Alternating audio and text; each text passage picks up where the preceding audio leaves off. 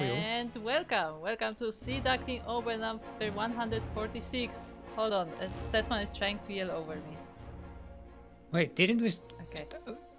I thought we were starting. We wanted to start the thing and then go into the game. That's as we usually do it. Oh no. Oh no, Oh, everything's no. in this arena. No. I'm oh starting. no. Oh no, Steven is starting. Welcome everyone to the smoothest open. Well, it is. Well, we are on the test server. Yeah, Right? yeah. It's okay. It's okay. Everything's fine. We're allowed to make mistakes. This is the test. We're just testing. We're testing this. This is a test stream. Uh-huh. Everything's fine. Also, I'm still mold. Uh-huh. Still like the metal mold, like the thing you put the metal in so that it retains its shape when it cools down. And with me today here is Kuro, otherwise known as the 16th Squad Sanseki. Otherwise known as, what was it? Group, hero of the wasteland and savior of esports. It's been so long, It is Steve group. doesn't remember. I don't remember anything. Also, my voice is weird. And, yeah, okay. Both of our voices it's a test are weird, voice. so it's gonna be fun. It's okay, it's a test voice. No, listen. When you load into the PTR, you see Statman, and then you know what state of mind you're supposed to be in, okay? Yes. Also, it's shouting at you. Yeah, it's very... And it's throwing achievements at you that you probably didn't even earn. That's a different thing, yeah, there. Anyway, welcome to Sea Duckling Open! Sea Duckling Open number 146. This is our monthly tournament for amateur players for up to 4.2k MMR, which is around the diamond level. And we are here in game number 1. We're in the southwest corner of the map, all the way from the land of Australia. Represent. Okay, my screen went weird. Representing infected ATs are Blue Zerg. Give it up for RoXas, otherwise known as Comedy, otherwise known as Ragnar, otherwise known as Sectanis, otherwise known as... It's got a lot of names. And across the map we have his opponent. It is the Red Terran player, a newcomer to the tournament from US of A. Playing random, it is fallingninja.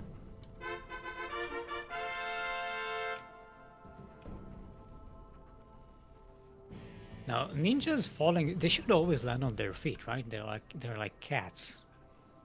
Sure, yeah. They're well trained, right? They're very athletic, nimble. I mean, you're a Polish ninja, you should know, right? Ah, true, I forgot. That's why they can never see you.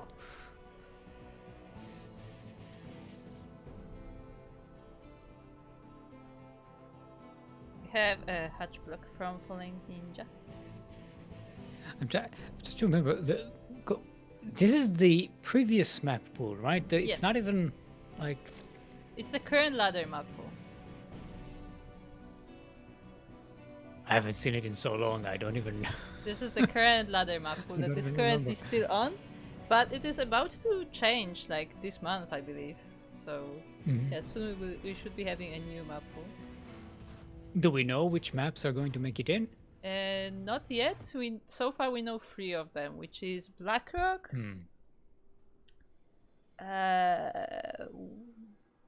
Washout, and the third one was, I think, Fear and Faith. I think those were the 3.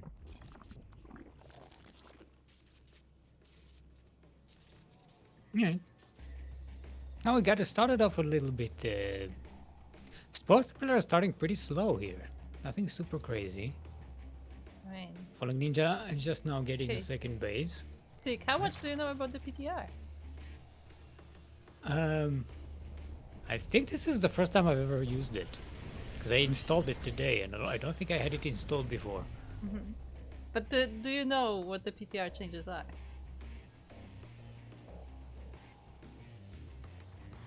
Yes, totally. I came prepared. I'm a professional. So the biggest change. I totally intended to look them over and I forgot. So the biggest change first up is that you start with less workers. So that's just straight Oh. up the best, the most impactful change Oh, to no, what? everyone. What?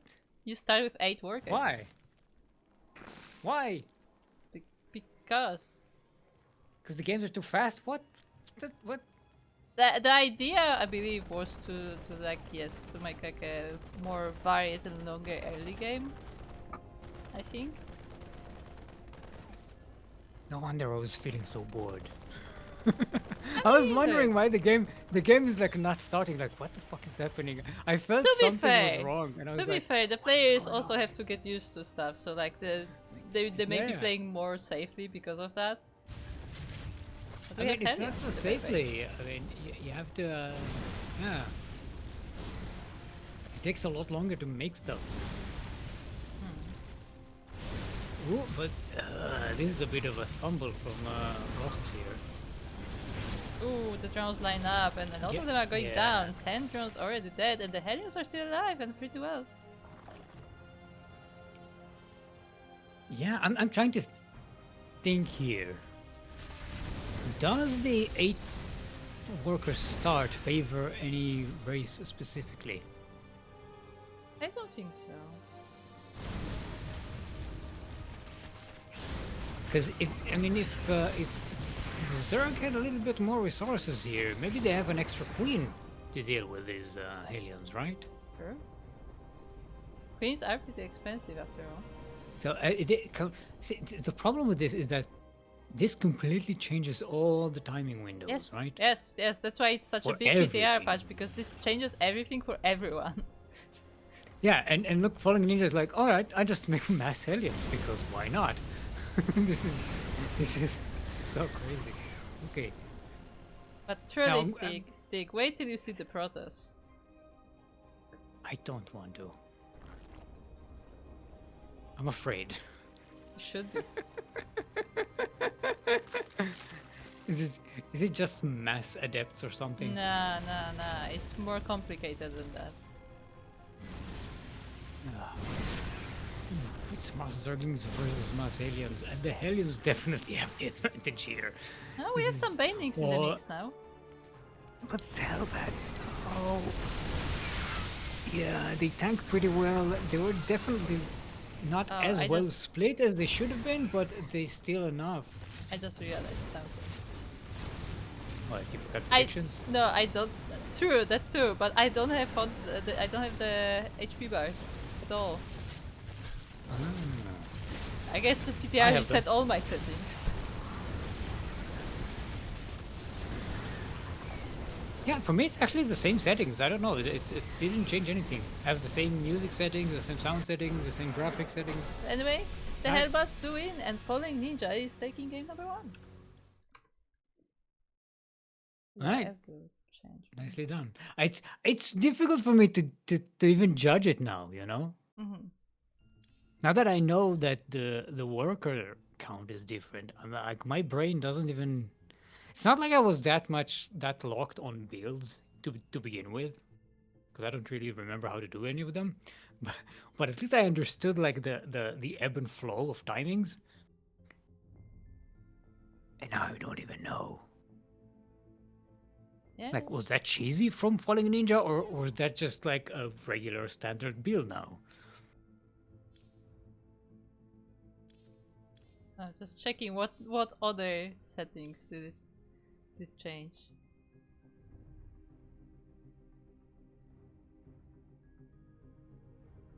I do not know what I have it set to normally. Just gonna lower this.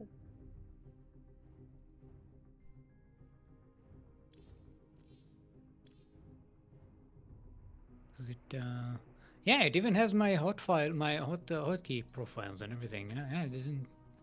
Oh no, RoXas.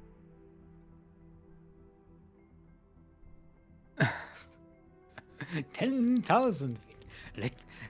Let's get more feet between us. Well, more of 10,000 feet. Falling Ninja does not help.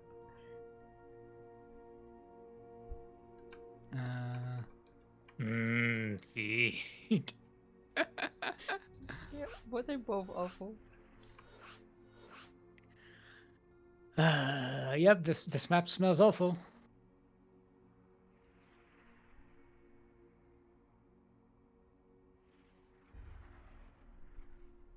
Game, hello. Oh. Okay.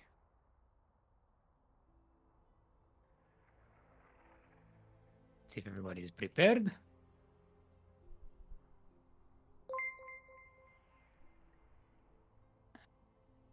Everybody's ready. Let's get into it.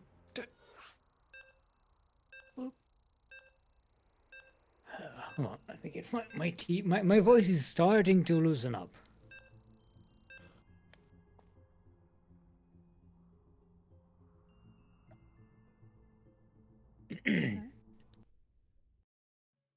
Hey, thank you, SC2D. Hey, I think Is that's it the SC2 German. Deutsch? Yeah, I think that's the German Ah, channel. thank you for that raid. Welcome everybody.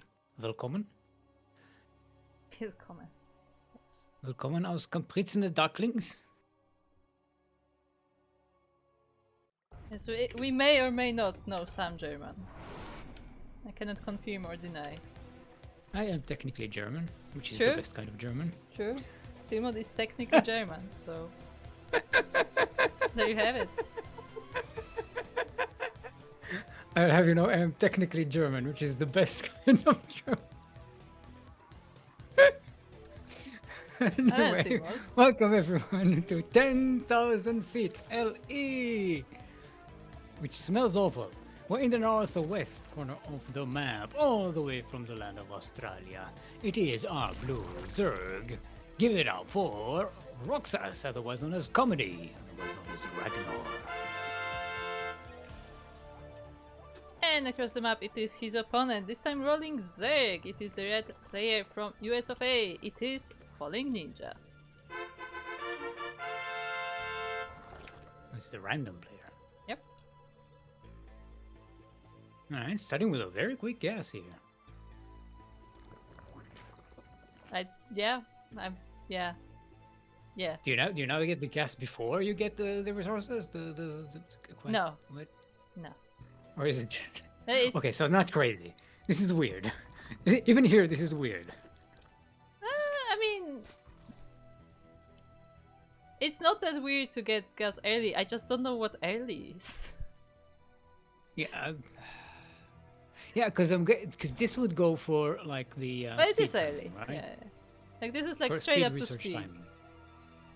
Full first, speed. And I think, I guess we'll find out, but I think this may just be a link cloud. We'll see. Because there's no hatchery on the way. They're not pulling the drones off of the gas though. Once speed research starts. Link Bane. Okay, now some of them are being put. Oh. I'm going to Bane. Oh, because we're going for Ling Bane. Okay. Yeah. I like it. That's a very quick Ling Bane. Yeah, and the Ragnar, And RoXas will not if have Ragnar any is of still his own. if Ragnar is still stuck on trying to macro on on 8 drones, he will have nothing to defend. Yeah, he went for the hatchery. He did not make Zerglings, even for safety, I think. Hold on. Yeah, he has no Zerglings.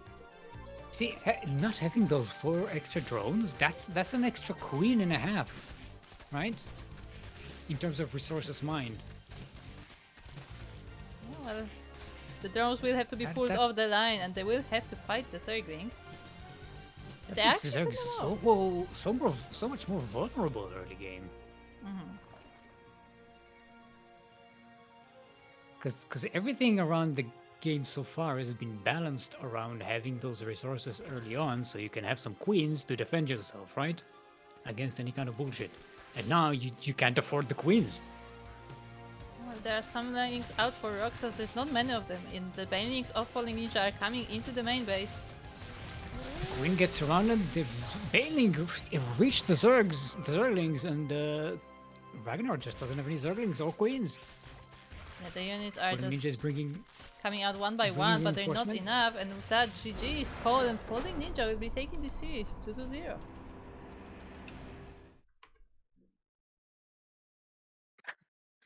This is dirty. I don't feel okay. Uh-huh.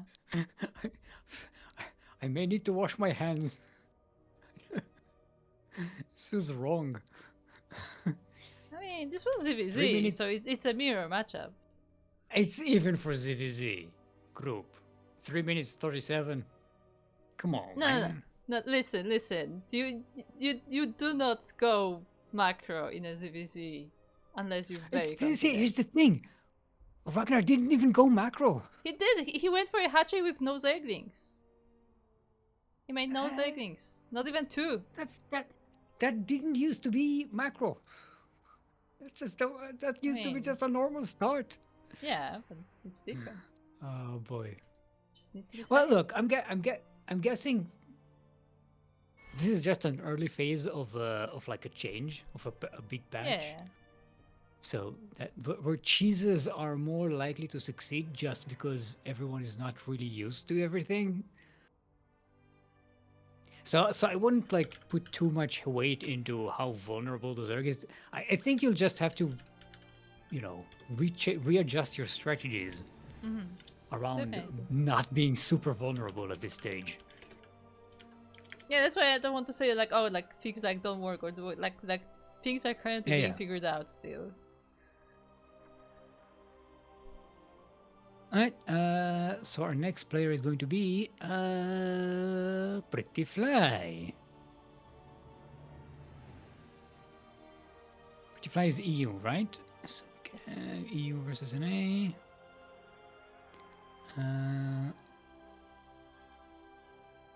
Let's get PrettyFly in here.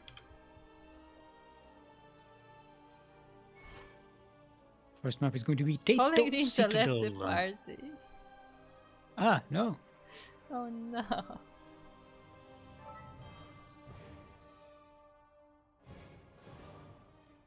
We're following. By the way, we do have a double elimination bracket today. So Ragnar is not out of the tournament just yet. Yes, there is. Oh, speaking of, I may just show the bracket so you can take a look.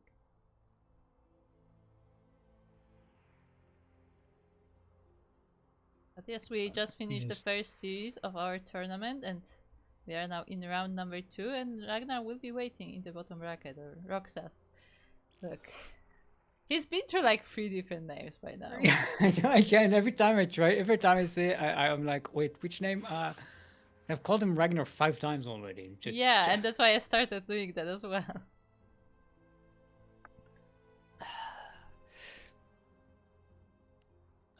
No, wrong person. Make sure we get decent colors.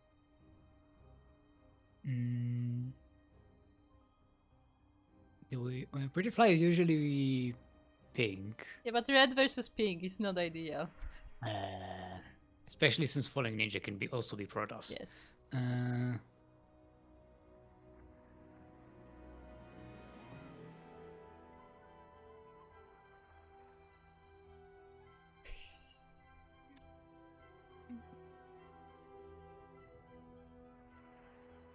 Alright, there we go.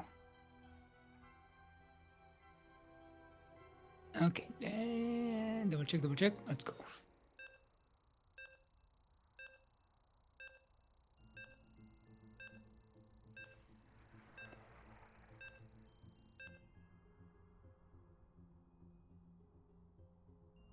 And let's see if we're getting starting with PvP. We'll see. Which, I just can't no idea wait how for it you goes to nowadays. see Protoss. That's all I want to say. I just want you to see Protoss. Okay, what else changed? Oh, you will see. Oh. You know what? I actually think it's actually kind of nice that I have no idea what the changes are. Yeah, you can just experience them firsthand. Yeah, second this is a hand. reaction channel. We are a reaction channel now. Like all the cool kids are doing. Anyway, welcome everyone to Tato Citadel. We're in the northwest corner of the map. It is our pink Protoss, otherwise known as horseradish. Give it up for PrettyFly. Another color? How did the song go? God damn it. PrettyFly for a Kali. That's how. Yeah, but and all the Templars say is PrettyFly for a Kali. Yeah, Okay. I completely messed it up. It's fine still. It's okay. We're It's in fine. we're on a It's test fine. server. We're It's on a fine. test. It's okay. It's a Look, test server. Statman would sing it We're like testing. that, okay? We're testing things. Anyway, we are here in the bottom right corner with once again our random player, this time landing on Zerg. It is from the USA. fallingninja. I had a word there and I just missed it. It was gone. It's okay. Test server. We're on the test server. Everything's fine. We're allowed to make mistakes. It's just a test. Okay, so fallingninja rolled Zerg. Is it the same? Not the same cheesy start. No, going catch first. No pull first this time. No early gases. Just want you to see the Protoss. Well, so far the Protoss looks the same. Yeah, it does. It does. It does. I'm still you're hyping it up. I'm looking for something super suspicious. And to be fair, I don't know if you even notice what's wrong. We'll see. I mean, it's Protoss. Everything's wrong. No, it's a different kind of wrong. it's a different kind. It's even more wrong than usual. How can Protoss be even more wrong? Okay. So, oh, that's a new research. What's warp? Oh no, it's warp gate. That's fine. It's fine. Oh, you're researching it from the gateway. Yes. Ah, oh, that's interesting. You don't need a cybernetics core for this. You don't. That's actually something I didn't know, that you don't need the core for this. I thought it was That's still super required. cheesy. That means you can just proxy the fuck out of these things and not even get a cybernetics core, right? Well, let's see what happens when this upgrade finishes. Just gonna. You're psyching me up. I feel like I'm being set up for something. Just like this pylon. Just like this pylon. Okay, and we're transforming into Okay, the warp gate. transforming go. Okay. I was curious if it's gonna work, but it does. So to give you context, the warp gate, yes, you can switch the warp gate from the gateway, but it costs resources, and it changes the times of building units. It's not like instantaneous like it used to be. What do you mean? Oh, it has a queue? No. Like the units like build longer. So like the gateway and the warp gate have different build times, and like that's why they have different. Different cooldown times, you mean? Yeah, basically. Okay.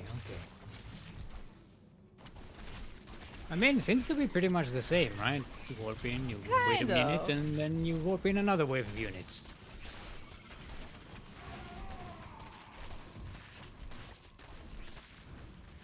Alright, so far decent cheese by PrettyFly, but it's not really doing any damage. Yeah, Ninja is defending pretty well. Yeah, there are enough Zerglings to defend from these Zealots here, so they don't quite do the damage. The Adepts try to warp in. They are not quite being surrounded as they find a nice place here. Yeah, PrettyFly is starting to establish a beachhead, and with this warp gate maybe finishing. This is a nice little foothold, but yeah, fallingninja may have this. Now that the queen is out, there's also something to tank for the Zerglings. Yeah, I don't think this attack will do much good here anymore. Yeah, 16 more Zerglings coming in for fallingninja, and the counterattack will be fierce. I don't think. I mean, PrettyFly does have a wall, so it'll take fallingninja a little bit to get in. But that means Falling Ninja is pretty much safe to continue the game however they want, right? See a few more Zerglings and it'll be. Hold on. We have 3 Zealots and 3 Adepts. That's starting to be very dangerous. It's starting to snowball a little bit when Falling Ninja is running out of Zerglings. He does have 2 queens, but only 2 of them. Okay, there's a bit of a recall here. There's a spine finished, there's another one on the way. At the same time though, the Zerglings did make it to the other base and they even unpowered all of the gateways. Oh, there we go. There's the counterattack. That Adept is just enough alive, but now probes are going down and PrettyFly is already super behind economically. All Falling Ninja really needs to do is defend at home. And it looks like that's going to be done. The hatchery almost went down, but it is still alive. Yes. If that gets assassinated, maybe PrettyFly has a chance, but I don't know. Well, PrettyFly is on one base, look... Falling Ninja. Yeah, GG is gold. Nicely done. It was a pretty good attempt by PrettyFly, but the trade always was in favor of Falling Ninja here. Yeah. Definitely.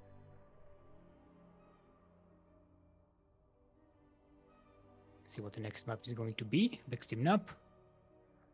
Hashtag Backsteamnap.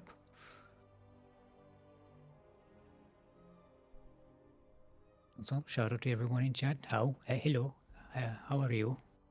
I haven't acknowledged you yet. I've been too busy trying to figure out. Tourmaline next. Tourmaline.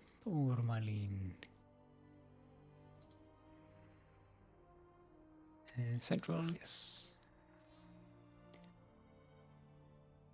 Problem is that the Adepts easily get overwhelmed by the drones. So far, they haven't really super gotten overwhelmed by the drones. The Zerglings were kind of enough. I wonder if PrettyFly had a chance to hold up a little bit longer for another wave, so that he didn't attack with one wave as the first wave, but with 2 warping waves. I think that would have been much stronger and would have probably overwhelmed Falling Ninja. Especially if Falling Ninja started to drone a little bit during that.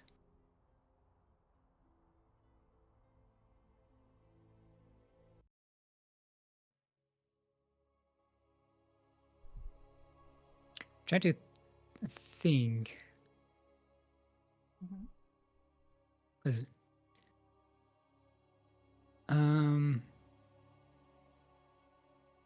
how much does the 8 workers at the start affect, like how many less adepts or zealot warpings you have at that timing? And I don't think it changes anything. I think you still have kind of the same amount.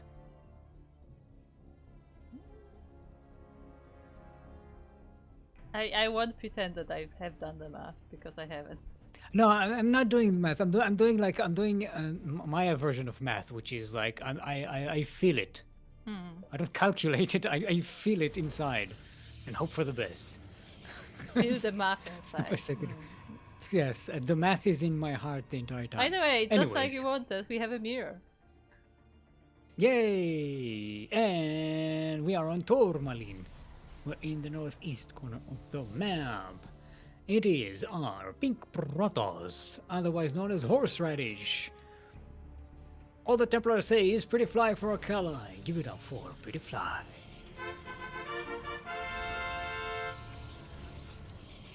And across the map, his opponent, the random player, this time rolling Protoss. It is the blue player from the US of A. It is Falling Ninja. He's still falling. Where's he gonna land? Yeah. We got some pretty good insights in chat about the previous game. Maybe not going for the low ground by PrettyFly, because shading the adepts over there was kind of like they got overwhelmed. It was a bit too much, but I think PrettyFly felt like it needed to do a lot more economical damage because at that point he was saying like, all right, I've been attacking here, I've been losing all my waves, and I haven't really done any, I haven't even killed any workers yet. So maybe that was a bit of a getting too pressured into it. Maybe you could have stayed on the high ground and targeted the hatchery instead and tried to go for the killing the main base while Falling Ninja was bunkering the low ground.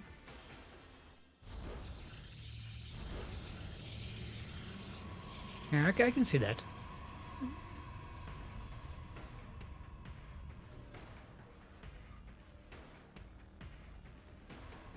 Looks like PrettyFly once again wants to set up some potentially proxy locations.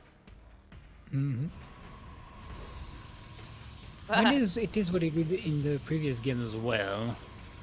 Yeah, Kind of but set up one proxy pylon and then snuck up. Oh, that's not a wall. it's not a wall, but Oh, there's so? also 4 gateways. Excuse me. I like that video. He's putting the pylon. It's not even sneaking around. Nah, It's just- no, it's just dropping pylons. Alright. PrettyFly has a pylon up. Yeah, many of them, in fact. All over the base. I mean, he just spent like 300 resources, 300 minerals on pylons. yeah, but I mean, if they don't destroy them. Falling Ninja is going full on Stalker here. Did not get warp. Oh, hold on. Did Fallen Ninja forget that warp comes from warp gate, or did he not know? Or We just didn't do it. Just didn't get it. Instead, he's focusing on production of the stalkers. Back at home. I mean, you know what? I don't think that's a mistake actually. Yeah. I mean, it is now that he has the resource. Actually, he doesn't have the resources. Oh no. But maybe now that the warp gates are a little more unoccupied by making stalkers, we can do the research. But Yeah, but you need resources for that. yeah, Most importantly, I'm pretty sure you need gas for that, and he has no gas mining whatsoever. all right. I didn't notice that. I saw the extractor, the assimilator. I didn't realize it wasn't even mining. Yeah. The thing is, though, Falling Ninja does have a nice count of stalkers now, and the pylons and the base are cleared, so no more proxies, no proxy warp in. Falling Ninja does have the army advantage. Just need a bit more of an econ upgrade. I don't necessarily think it should be out on the map, but maybe pushing this force away and then clearing up these pylons would be nice. There is another proxy pylon to the south here being set up. PrettyFly is like, no, I will have a proxy pylon. You will not stop the warpins. Yeah, like PrettyFly is focusing completely on the proxies in this game, and not proxy production, but just proxy warpins. Yeah. The warpins will continue until morale improves. Yes. Alright, Falling Ninja taking the second base, which is usually the death note for PvP, right? The first one who expands dies. I mean, that's So I often the don't know how case. that's going to go. This is a pretty decent high ground. Ooh, nice, catching one of the stalkers. That's huge. That's a Yeah, and as you said, this wall huge is not a catch. wall, so the stalkers just walk in. The workers are being pulled, surround some of the stalkers. They're doing damage, but Falling Ninja is losing workers. That said, Falling Ninja now has the army advantage, at least here. Oh, but he But all has the no production gets gateways. devoured. Reinforcements are coming in for PrettyFly. PrettyFly just needs to hold on a little bit longer for these reinforcements to come in. and he manages to overwhelm Falling Ninja. I think PrettyFly has yes. this. Falling Ninja is so... You say that, but the No, probes did hold the fourth, and there is now a shield battery Mm. here in the main base as well. See, with Falling Ninja, oh, supply blocked, and nice. PrettyFly comes in, kills the pylons, delays the reproduction even more. Falling Ninja is also supply blocked. Yeah, that's because of all of those pylons that he Okay. lost. So can't even make probes, can't even do anything. Just banking resources that he really desperately needs to make with stuff with. Oh, the pylon goes down. Production gets blocked again. Yeah, and without production, this will be rough to hold for Falling Ninja. PTR is going for the stalkers first as the probes are chasing down the army, but yeah, the last of the stalkers is going down. Yes, nicely done. Very hard fought. GG's called, and PrettyFly puts a score on the board. We have a sideways 1-1. Indeed. An ace game, if you will.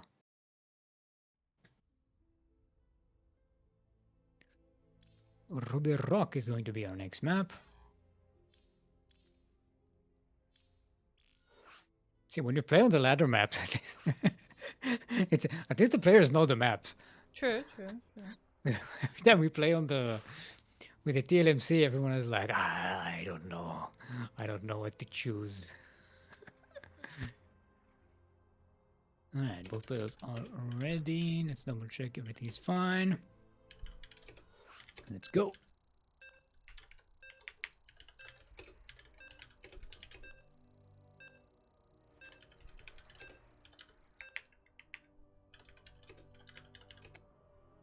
Finish my tea while it's still hot. It's actually just warm. He doesn't last very long in terms of heat. Uh-huh. You have to time it.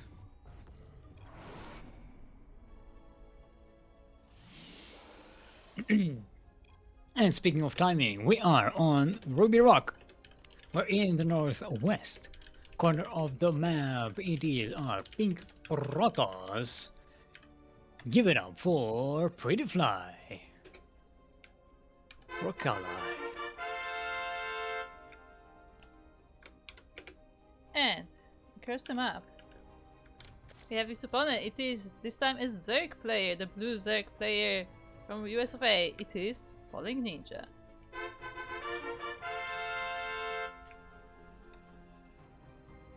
Okay, so we got ourselves a ZVP again, like the first game, right? Yeah. Game one. I don't remember that far back, you know. It's difficult to remember all the way back to 20 minutes ago. Uh-huh. Hey, shout out to Soundo. Thank you for that Prime sub. Yes, thank you. Prime Subscribing for subscriptions. 66 months. Exclamation point merch. If you want merch, it's Patreon. Exclamation point Patreon in chat. Support us on Patreon, and eventually we will get to the point where we have merch. Maybe. Yes. Question mark. No promises. Important thing for those who important thing to keep in mind. Having a merch store means you have to pay for having the store, even if you don't sell things. Yeah. So that's why it's a bit more complicated than just setting up a store. But yes, we did. It would be nice. It would be nice to have some Ducklings merch. It's about Yeah. hell. It's about time. I would say we did make like a list of like what we would want if we did make merch. So it is there, just waiting for the right time. We have plans. And yeah, looks like once again PrettyFly setting up those proxy locations, going for early warp gate. And this is a bit of a block on the third base location, which is Yeah, sure. nice. Although I don't. Did we even see a third base No, Zerg today? I don't know. just no third bases period. I don't think any third bases were seen. I think see. Well, see. I don't know if it's because you're just casting Falling Ninja? Who's a random player? I think. And I mean, from usually, what yeah, right. I think from what I heard generally that is the case on PTR, that it's more likely to see 2-base play because of less workers and also I believe the mineral patches are bigger or something. Like there's something else about the mining that just like incentivizes people to stay on 2 bases. So yeah. I think they do have more minerals on them.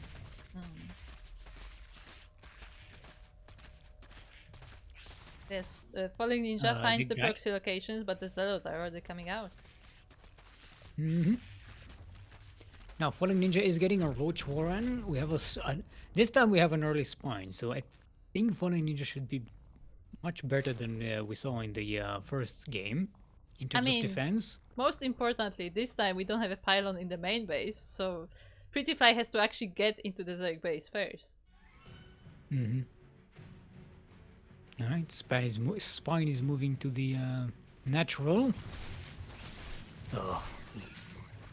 We have Zerglings, we have Queens. Oh, the Zealots get abandoned, so now they have to either split or try to get up this ramp.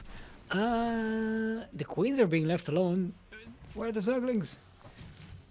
There is a spine here, so that's going to help. Nice transfuse there, saves the Queen. It looks So like the Queens should survive. Looks like the Queens were kiting the Zealots as the Zerglings are dealing with the proxy. It looks like the Zealots will be cleaned up here in the natural base. There are some Zerglings there to defend as well, and the proxy is no longer a thing. Yeah, no more pylon here. It could be repowered if Falling Ninja does not commit to destroying it. Now moving across the map to try and do damage on the other side. This is wallable though. Oh, the Zealots are outside! They're gonna get... Oh, they're gonna get ignored entirely and just... Yep. Yeah, Falling Ninja just goes straight into the main base. Starts with the gas mining probes. Gets 6 probes so far. And there's the slow lots. They just can't keep up with the speedlings. Yeah, I mean, that said, like, the Zerglings do go through the mid grind and between the Zealots here, and I don't think this attack will actually do that much damage, although it already did kill 7 probes, so that is something. Yeah, that's a lot. That's almost as many as you start with. True.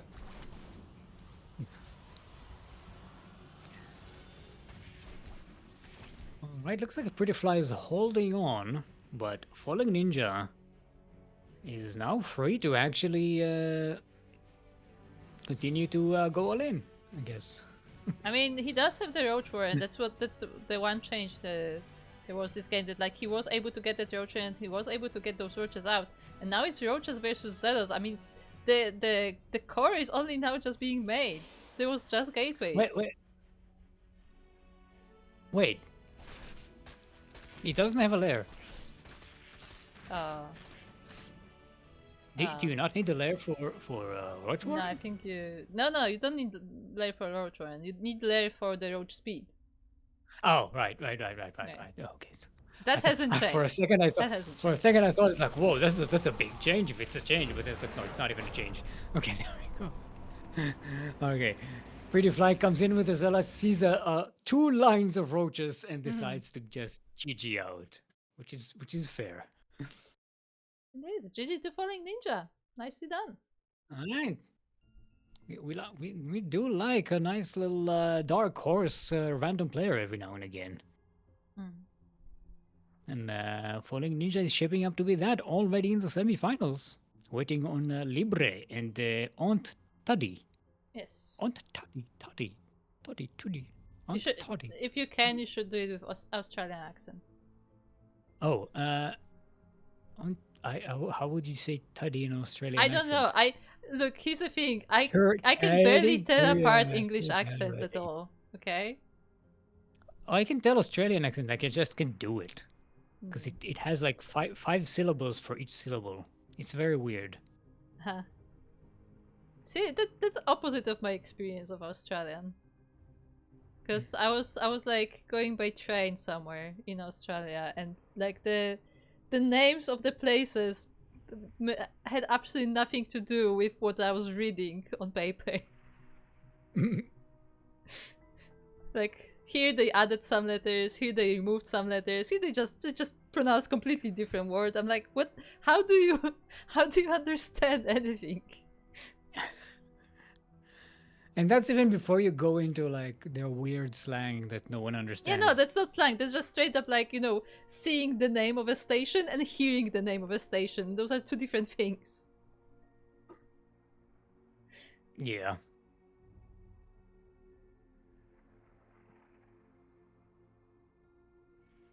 So English is like a weird language where pronunciation and Yes. the written language are very disconnected. Yes. It's And extremely Australians just took disconnected. it to an extreme level. No, I don't think it's Australians' fault, but yeah. I didn't say it's their fault. I'm saying it's just it is.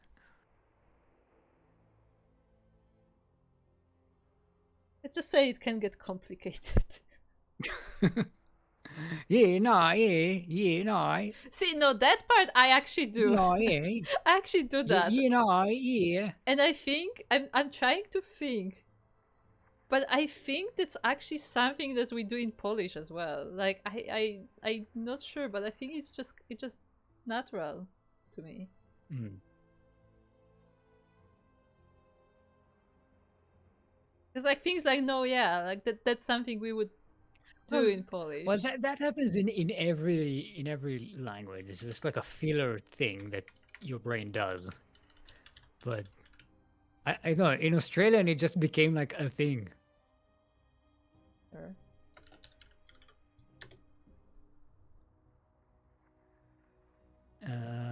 Yeah, apparently. Oh, the score is wrong. It's PrettyFly did have 1 point on the board. Oh, true. Hold on, I'm Also, changing the title. Ah. Hold on. Somebody didn't change their own titles. Wait, who are we? Okay, PrettyFly. I'm going to gently escort PrettyFly from the party away outside. Just to wait. Not kicking anybody. Wait, Libre is Peru, right? Yes. Yes. So we should be central. See if central is better for both of them.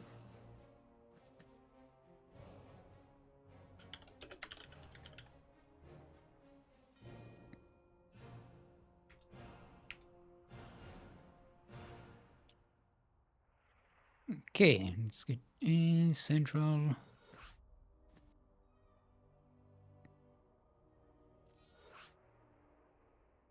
And this is the upper bracket finals.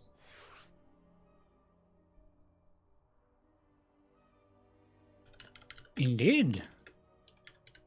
fallingninja is speedrunning through the tournament.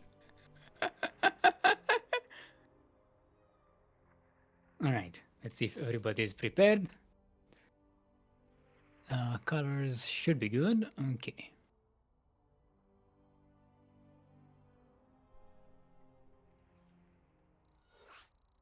Boop. Boop. Boop. I wish copyright wasn't a thing so we could use the opening riff of that Offspring song as PrettyFly's intro. I mean, if we had to make a custom intro for every player, it would be difficult.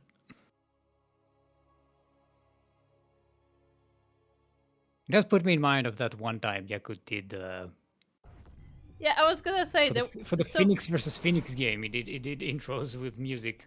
No, it was not just Phoenix versus Phoenix, but back in the day, Yaku actually, as he was casting, he would have an intro song for every player on his phone, and he would play it from his phone into the mic, so you could hardly even tell what kind of song it was.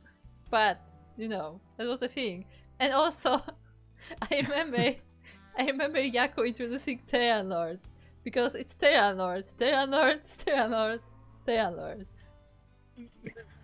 That's it. That's the Terran Lord, the intro. Lord of the Terrans, the Lord of all the Terrans, the Terran of the Terran No, Lord, no, Terran no, Lord. no. He didn't even alternate. It was just the word Terran Lord for like 30 seconds. Like Yaku's brain just went on standby. The Yaku.exe is functioning is functioning as intended. Yep. Anyway, speaking of functioning as intended, welcome to Tourmaline. We're in the southwest corner of the map, all the way from the land of Peru.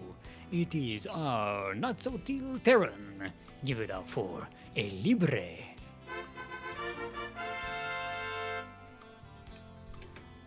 And across the map, we have their opponent. It is the Protoss this time, the red Protoss player from the USA. It is fallingninja.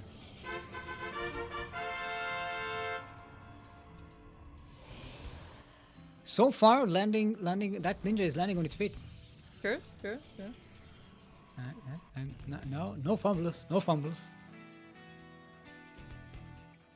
Well, one fumble. Did lose one game to PrettyFly. Yeah, but, yeah.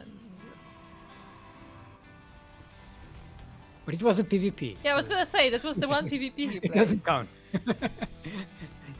It doesn't count. At least fallingninja didn't roll Terran versus Protoss. Well,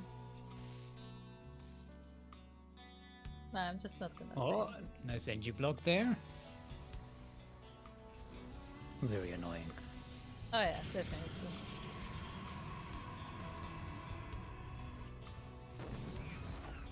Oh, gets the SCV though. Oh, that's lost the SCV. Which is a shame.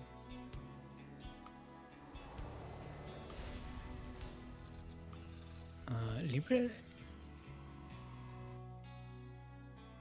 So we're going for the reactor on the barracks. So we're not going to see any steam anytime soon. Oh, is it just for Hellions to switch with the? I mean, that's factory? possible. That's possible. Meanwhile, shout out to Luis GGGG. Sorry, GGG. Hey, There's only 3 Gs. Luis, I can't roll a G. Luis, It's hello. not rollable. But yes, shout out to It's Luis not for raiding our stream with 58 viewers. Yes, welcome everybody. We are the CranKy Ducklings, if you don't know. This is our monthly tournament for the amateur players up to 4.2k MMR, and we are playing on PTR today, so we get to experience it together. Oh, we're going double Reaper production. See, this gives you a lot of like early units. If you go Mass Reaper, this is fantastic, getting the reactor. But it means that you can't really switch to Bio from this very easily because you need that tech lab for the research. That you do, but we will see how this fight will go here, as we have some Protoss units on the map already as well. And one Stalker almost goes down, but gets shuffled to the back. fallingninja doing a pretty good job shuffling the units. Libre is out of Reapers. It's just the Hellions and the Reapers that were just made by the racks, and the Protoss player is here at the door. I mean, he cannot get through the wall, but... A tank is on the way, but it's going to be a while before it's ready. This bunker gets delayed by killing the SCV that's constructing it. Tank is still unfinished. Hellions coming in from behind to buy some more time. Yeah, but the Hellions are not ideal against the Protoss units, and the Reapers will try their best against these Stalkers here, but yeah, this has to be the tank, but it has to be far enough to not actually get shot by the Stalkers. Yeah, good job by Libre repairing the tech lab. No, not the tech lab. The other thing, the reactor there to keep the wall alive, and repairing the tank. So the tank is out. This attack gets pushed back. fallingninja goes back home, and Libre getting does have a second base at home, so can easily expand out. So now it's just the good Kudon Libre now has, I think, more options here. There's a Liberator on the way. Cyclones are coming out. It's a nice scout of the Protoss base as well. Seeing the 4 gates, seeing the research on the Twilight Council, which is Blink, by the way. It is Blink. Falling Ninja is committing to the Mass Stalker composition. Libre is switching to Bio. Starting to pump out more and more Marines, but again, see, this is the problem. No tech lab to research Steam and combat shields.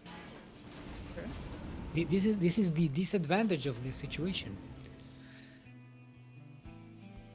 Also, supply blocked. Libre is. Here we go. Not anymore. Dropping. Dropping the. I don't remember how it's called. Right, the orbital reinforcement thingy. Yeah, something like that. The Cyclone Orbital Marine supply drop on the way.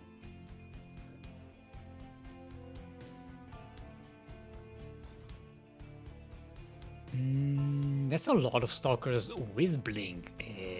This drop is, this drop should be easily defeated. Yeah, and it If should Falling be Ninja is in spotted by this striking adept position. as well. Okay, it's sneaking in. Will Libre commit? Oh, using the boost, committing to the drop. Oh, but yeah, no, okay, backing away, not committing to the drop, not committing to the Yeah. drop. Like Abort, Libre, abort. Libre already knew that they was discovered, so it wouldn't make sense Yeah. to stick around. Okay, War Prism on the way for Falling Ninja, just about to pop out. That means we are going to have some proxy situation going on. Some warpins on the other side of the map. Libre does have units out on the map, so this should be spotted. Maybe no, the War Prism does manage to sneak around Libre's units, but Libre has a lot to defend at home. And it is mostly the tanks because the bio units are all around the map. I mean, there is a bunker and a bunch of Marines, so yeah. And finally These now are civil combat shields, things. He's a marine. combat shields and combat and sprint.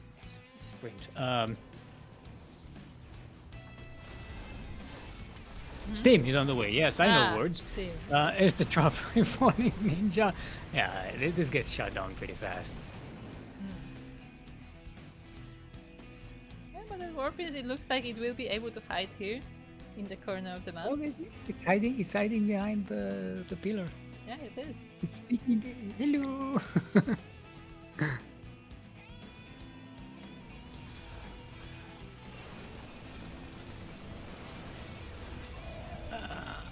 Okay, see, without Steam, you can just chase the Warp Prism. The Warp Prism is actually faster. Marines without Steam and combat shields, they're so funny. Ooh, Yeah, this is a weird drop. Like, one of them is a cover. Yes, it's a decoy. It's decoy, yes. Okay, but Libre not committing to this, saying, alright, you have stalkers there, you've been vigilant. Let's back away. Let's not lose these units. Which is smart, you know, bring him back to the army, keep your medivacs alive.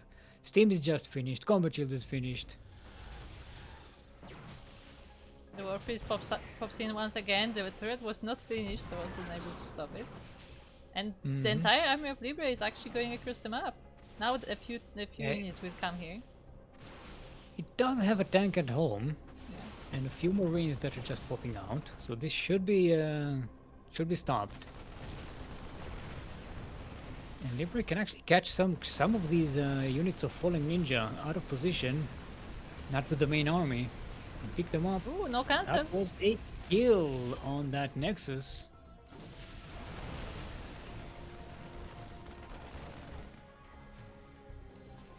Okay. This is the push that should have been usually on the 6-minute mark. Ooh, the Warpiece runs right into catches the Warpiece, army.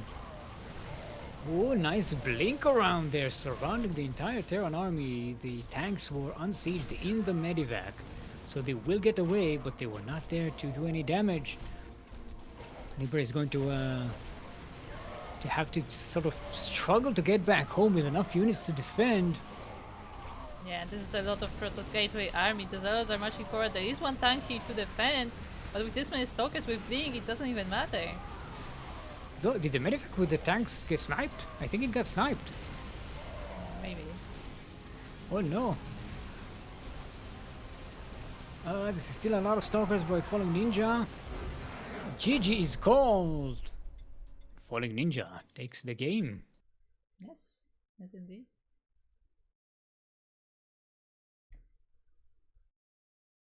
Oof, that was a nice counterattack. And then a counterattack for the counterattack.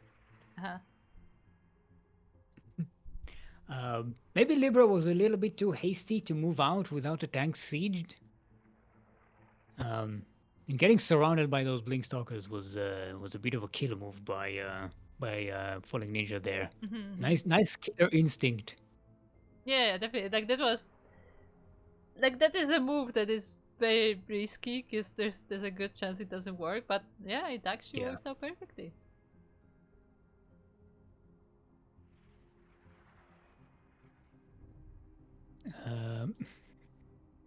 All right, Old Republic is going to be our next map.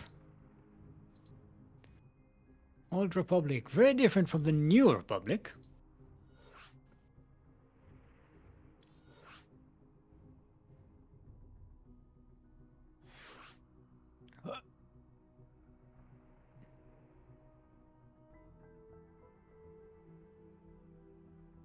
You know what? So far, this matchup seems to be the one that's most similar to what it used to be, right?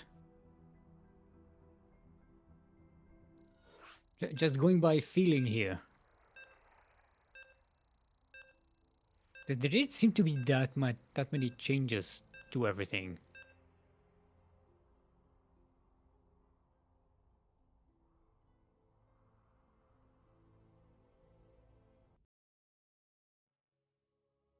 If you're talking to me, you're muted. And if you're not talking, then okay.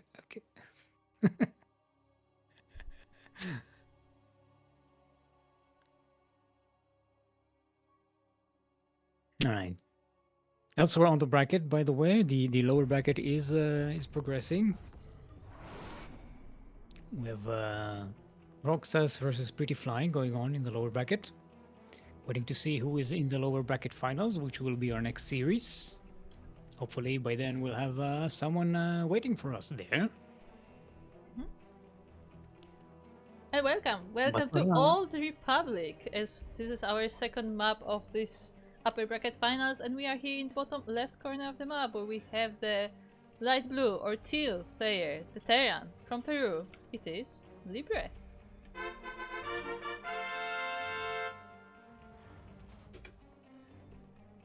And in the northeast corner of the map, first tournament that we are seeing this player from the north of the America. It is our red Zerg, usually random. It is Falling Ninja.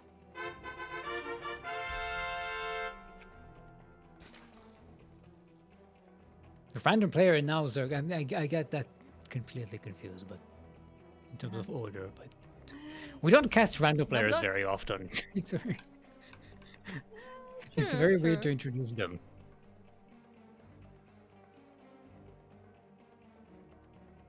Remember, we used to have Phoenix series used to play random a lot. True, we did. And we had we had another one who was playing random a lot. And now I'm blanking out on their name.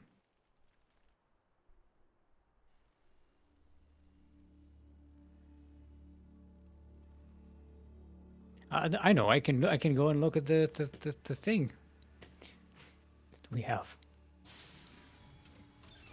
We have a Wikipedia page that we can see things in.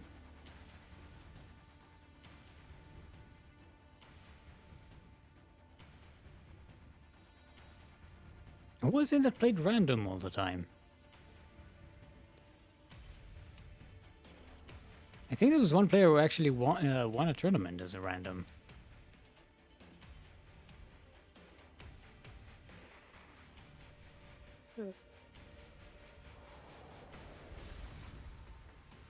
Scrolling, I'm scrolling, I'm scrolling.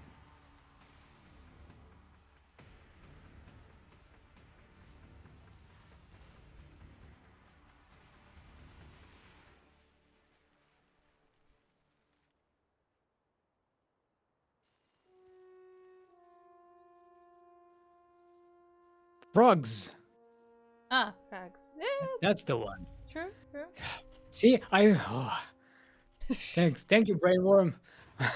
Sorry, that was I had to find it. I had to find it. I had to go to the attic in my head and clear out the cobwebs and try to figure out what that was.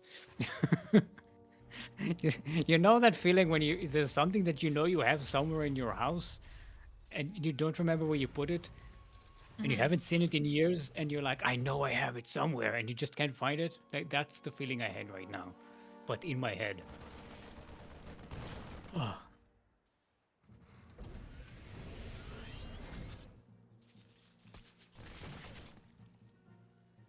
I'm trying to think if I have that thing, but no, not in that context. I don't think so. Because I'm like, if I can't find it in like half an hour, I'm not finding it. It's just gone. It's gone forever. oh no, I'd sometimes spend hours just looking for something that I remember having 5 years ago, and I remember I put it here, and I don't. Maybe I put it there, maybe I put it this and this, and then I go through everything, and then I start cleaning things and, I mean, and that's kinda throwing good. things away, and just like, yeah, that's that's my motivation to organize. I think Just I would looking be. for something. Yeah, I think I would be more. I'm more like that, like music, where like I remember a song and like I know the title of this song, Oh but I yeah. cannot remember. And fun For fact, me, it's worse. actually, for the past few months, I've been looking for a song that I actually don't know the title of, but I listened to it when I was a kid on a tape, on a Yep. cassette tape, and I don't know what it is because it's just something my parents played like from a tape, and I couldn't read back then, you know, I didn't know how to read. I'm pretty sure I didn't, and it's just What's something worse that's like a is memory. yeah, sometimes I have that with songs that, not even for my child, songs I know. I just I mean, have that a too, riff in true. my head and I don't remember any of the lyrics. I don't remember the name of the thing. I just remember and I was like, what song is this from? Yeah, What song yeah. is this from? And this can get stuck in my head for days until Yeah. I finally figure it out. And it would be like a song that came out like a year ago. True, true. It's not even like I'm not talking about ancient shit. Anyway, we're going Cloak Banshees, just so people are aware. We have Cloak Banshees versus RoXas. And 3 bases! Yeah, well, 3 bases for Zerg, which is nice. Yeah, I mean, we have 3 command centers for the Terran, and yeah, taking a 3rd base right now. But see, the thing is, this is the same situation you have with Roach versus Mutalisk, right? Where you Kind of. you have a unit that can kill roaches, and the roaches can't shoot it. But if you have enough roaches, they just ignore that unit and keep on attacking. And if you commit too much to that unit, that's gonna be a problem. Kind of. I feel like Banshees are slightly better in that regard, but still. Oh, yeah. But they're also more expensive and slower to build than the Mutalisks. And they don't have AoE. Well, Mutas don't have AoE. Yeah, they do. They have the glaive thingy. Yeah, but that's just multi-target. That's not AoE. They don't do damage in an area. Yeah, it's a form of AoE. You attack one and then you get extra damage around the other units. Sure.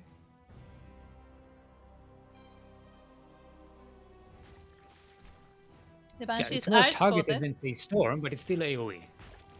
In my mind. I would not call that AoE, but sure. Okay. The mighty roaches are now at the Terran base. There are Hellions here to defend and this bunker, but I don't think that's enough. There are some Ravagers here as well, but they are not actually... They actually don't have to use the buyers because they just walk in.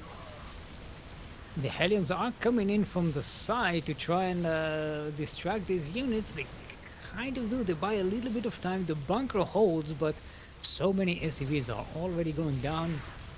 And reinforcements are going to be too few to actually stop this. These are roaches. Hellions don't do much damage against them, and unskilled marines are not enough. So many SCVs are going down. Now, to be fair, Libre has made a ton of SCVs, so...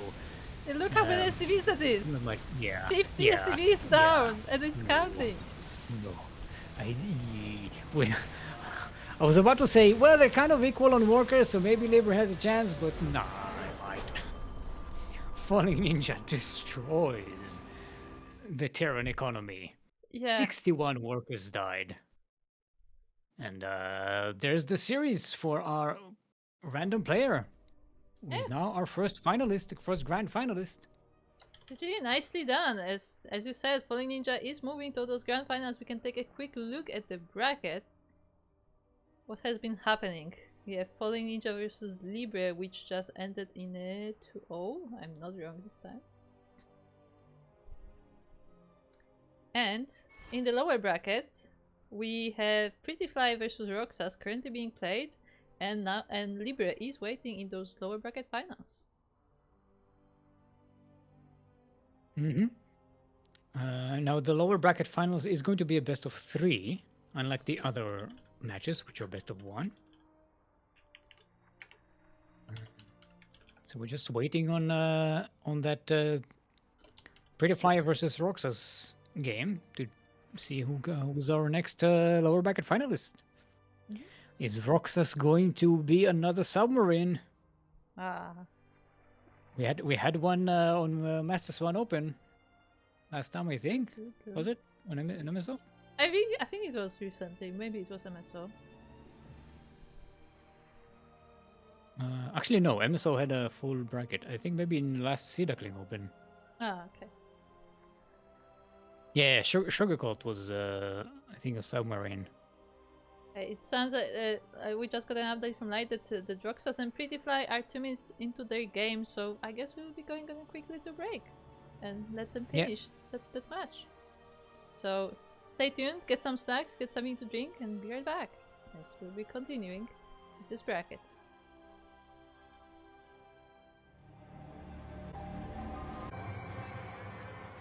And welcome back to Sea Duckling Open number 146, our monthly tournament for the amateur players up to Diamond, the 4.2k MMR.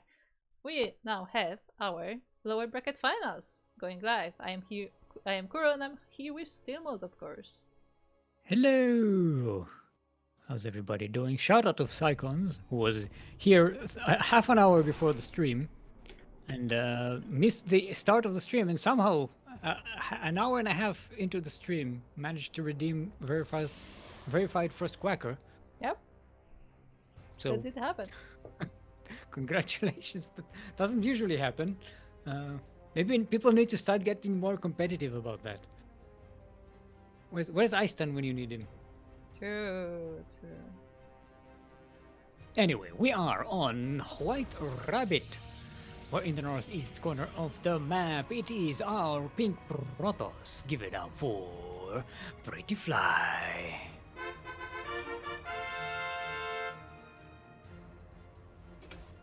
And across the map we have his opponent. It is the teal or light blue player, the Terran player from Peru. It is Libre.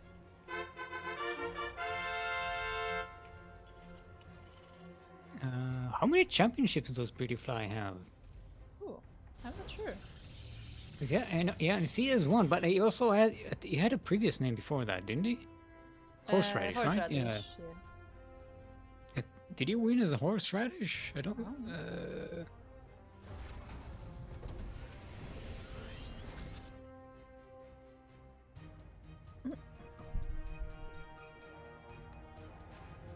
Yeah, I think he has one championship. Okay. I believe. I don't know. It's a long list to go through.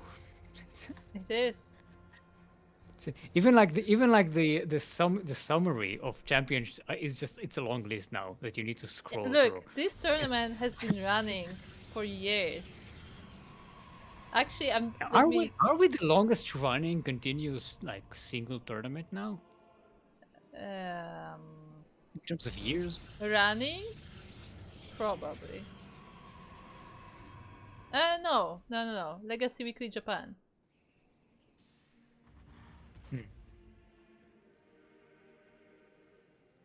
But yes, this tournament started in 2017. Oh, that's years ago. That's almost 10 years. Yeah, Oh, it's that's 9 almost years. 10 years. It's almost 10 years ago, Koro. Yes, What the I know. No, look, Oh, remember back in the days. look, stick. I first realized like just how long it's been when I was an admin at IEM Katowice in 2024, I want to say, and I'm like, my entire esports quote-unquote career started in 2014. I'm like, oh. Like I wouldn't say career, but like, but 2014 was when it was the famous Hero versus SOS at IEM, and after that I started like doing like socials and stuff like just as a fun. Yeah. So Yeah, like you that was got literally the involved start in of the me. scene. Yes, that was me getting involved in the scene, and I'm like, oh, it's been 10 years. Meanwhile, we have this Reaper in the base. And another proxy by PrettyFly. That pylon is so low in health. I mean, hey, Now- it now worked it's- in some zealots. It did its Yeah. it did its job. Well, Libre is moving the SCVs around, so it shouldn't be doing too much damage. If he's good at cycling them as well, that should be pretty easy to defend. It is denying a lot of mining time. Sure. So it is doing some economic damage.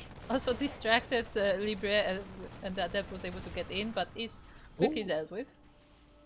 There's also a there second is a proxy, warping in though. the natural. I didn't notice that one. I was like, what the fuck is happening? How is there so much pink on the in the natural? What's PrettyFly going has on? been very proxy today.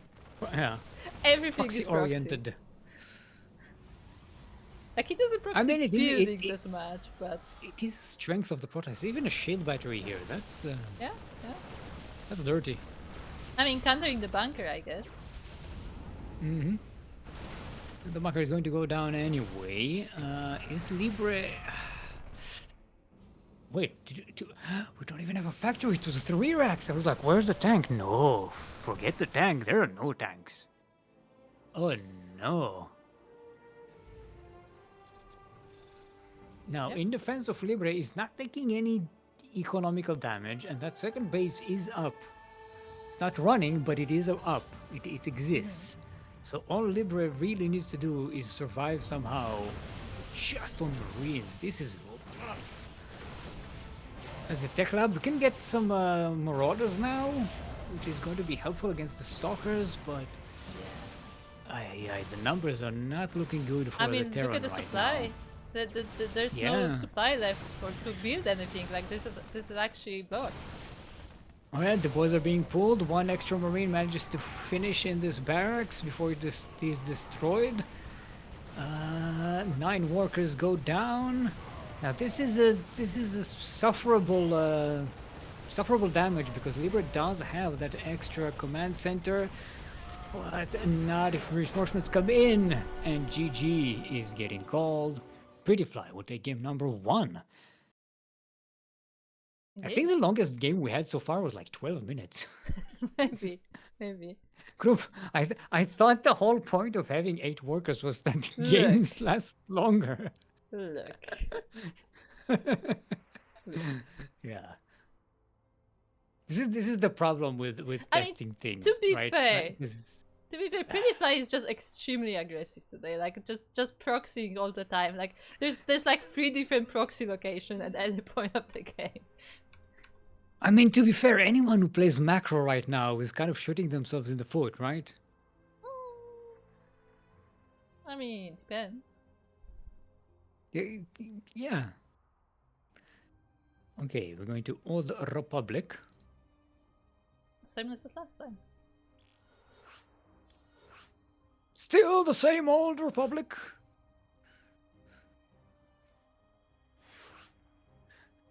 I remember the New Republic. I remember it when it was new. Sure. It was all fields all the way to the horizon. That reminds me, I still have to play Kotor. I walked uphill both ways. Yes. In snow. I never played KOTOR, do you know? So do you want to know my story about Kotor? Mm-hmm. So yes. when I was like, I want to say 14. I don't remember what age I was, but like I was a kid. Mm-hmm. I borrowed the Kotor CD, the box from a family member, and then it was on the shelf for the next like 5 years, and then he asked to have it back. And that's the end of the story. Okay, I thought. That's my story. Good job. Good. That was riveting. At the beginning, the middle, the end, it was very dramatic. It was so. It's just so vivid in my memory because every time I would find it, I was like, oh yeah, we were supposed to play that, and then it just never did. I like that. The setup was like, oh, it was the game, then I played it, and it was fantastic, and it was my childhood. It was like, no, it was on the shelf, and I didn't play it. And 5 years later, I returned it. Kuro, please. Look, it's as funny to you as it is to me that like we just never got to play it. It was just on our shelf for a few years. No, that checks out. That makes sense. Yeah. And speaking of things that make sense, we are on Old Republic. We're in the southwest corner of the map. All the Templars say is PrettyFly for a Kali. Give it up for PrettyFly.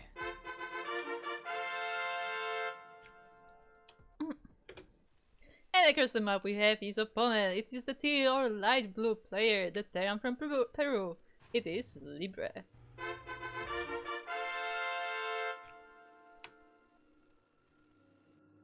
Where is PrettyFly putting the proxy this time? We know it's coming. Donde están pylon? Oh, it's a forge first. Ooh, interesting. That's not a proxy. That's a cannon mean- rush. It's a type of a proxy if you think about it. It's a cannon rush. It is no, because they're not proxy production. Does proxy have to be production? Technically. No, I guess Because it is a proxy pylon is still a proxy. Yeah, but it is production because it's warping your units there, right? I mean, the It's part pylon of is the there. production. He can just warp it if he wants to.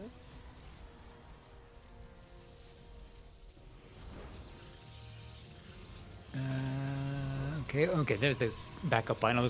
I was worried for PrettyFly. I was like, Yeah. yeah, that's not going to have a pylon there.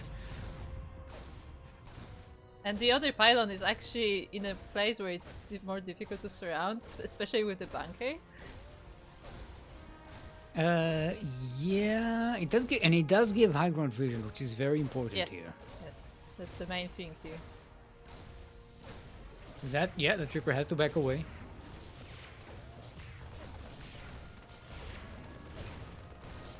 Okay, now we have some marines as well. I don't know if that barracks is wall? in The range wall? of the cannon.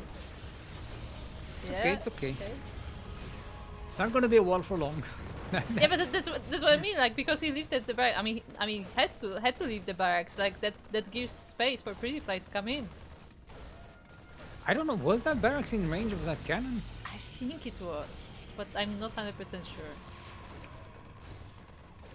Oh, the Could be pro great, is 'cause- very adventurous, going all the way to the mineral line. Mm-hmm.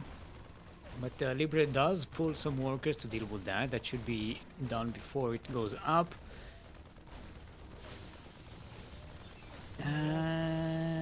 pretty flat. Where's that probe? Oh, it's on the other side of the base. It's Okay. going all around the It's the base, second just one. putting pylons It's another one. everywhere. Gotta kill that thing.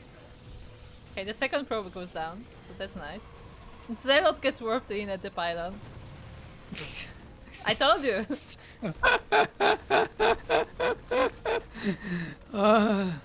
This is so messy, but it's still so good.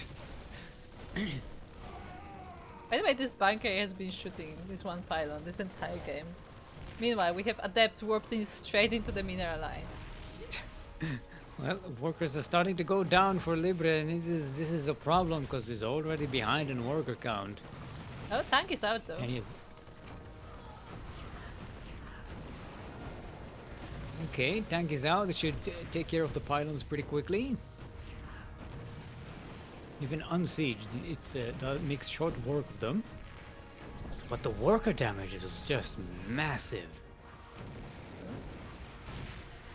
13 SCVs down. There is a mule, but that's about it for the income. There is no second base, no nothing. And more adepts are shading in. Yeah, even if those adepts don't kill more workers, they're still lost mining time because the SCVs have to move away every time. Okay, so PrettyFly is still on one base. Has Yes. more workers. Yes. But I don't think there's any more attacks that PrettyFly can mount here. Libre has enough to defend. Libre can't retaliate right now. It just doesn't have the numbers. The siege tank on the high ground and the cyclone can make short work of that cannon on the low ground. It shouldn't be a problem anymore. But yeah, just the economical situation right now is that Libre is super far behind.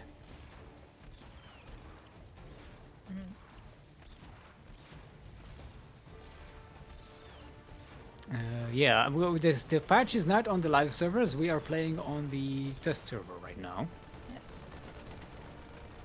just to test things out. Reminds me, I could put that in the title. Hmm. Okay, so Libre is marching out across. PrettyFly went for a second base. Oh no! Was that a good move? I mean, It was Problem is he- already super ahead. yeah, the problem is he doesn't have much army, but at the same time, the army from Libre is not that big. The two cyclones, though. Hmm. There's two cyclones in a tank. Yeah. Although Libre is poking in a little, maybe a little bit early. Oh, he's trying to bait the units out. Yeah. Shield battery is about to finish. But it's already going to get depleted just by the damage, the early damage that was done here. And the tank is sieged. This is, yeah, PrettyFly is in trouble here. Maybe spent a little too much on economy. Yeah, maybe Now, should the- have the had a bigger army reinforced- here, yeah. The reinforcements for Libre are going to be pretty thin and far between. Oh, the Oh, probes the are work is coming being in. pulled. Yeah.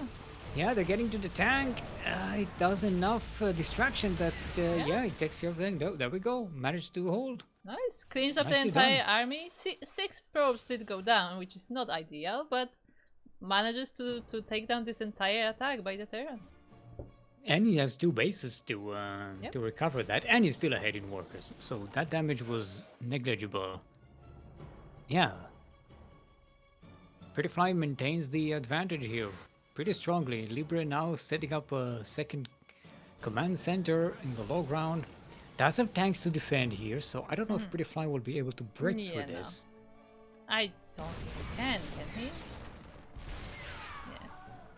Not with the tanks. Hmm. He is getting a Twilight Cancel, so he may be able to get Blink. No, actually going for charge Oh, instead. going charge. I like it. I like the charge. It does usually better against the tanks. Because the charger just rush the tanks. True. And blink stalkers, you know, blink stalkers are also good against for sniping tanks, but you have to be. You can only use it like once in a battle, right? But the chargers are like automatically they just rush the tanks and then they're kind of safe from the tanks True. immediately, and they're also cheaper.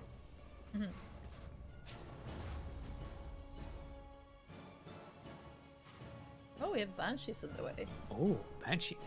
I don't know about that. We only have stalkers, so. I don't know about that choice on a very low economy. Getting a Banshee, I'm not sure about that. I think I would rather spend that gas on upgrading the Marines. You know, getting those, getting steam, getting combat shield, Yeah, I was something. gonna say there's no upgrades whatsoever for Libre because of that early aggression. And there is another proxy location. Yeah, PrettyFly is already out on the map. The proxy location is going to be reinforcing that army pretty heavily. Charge is finished. So this wave of charge lots is going to get right onto the tanks and the Marines.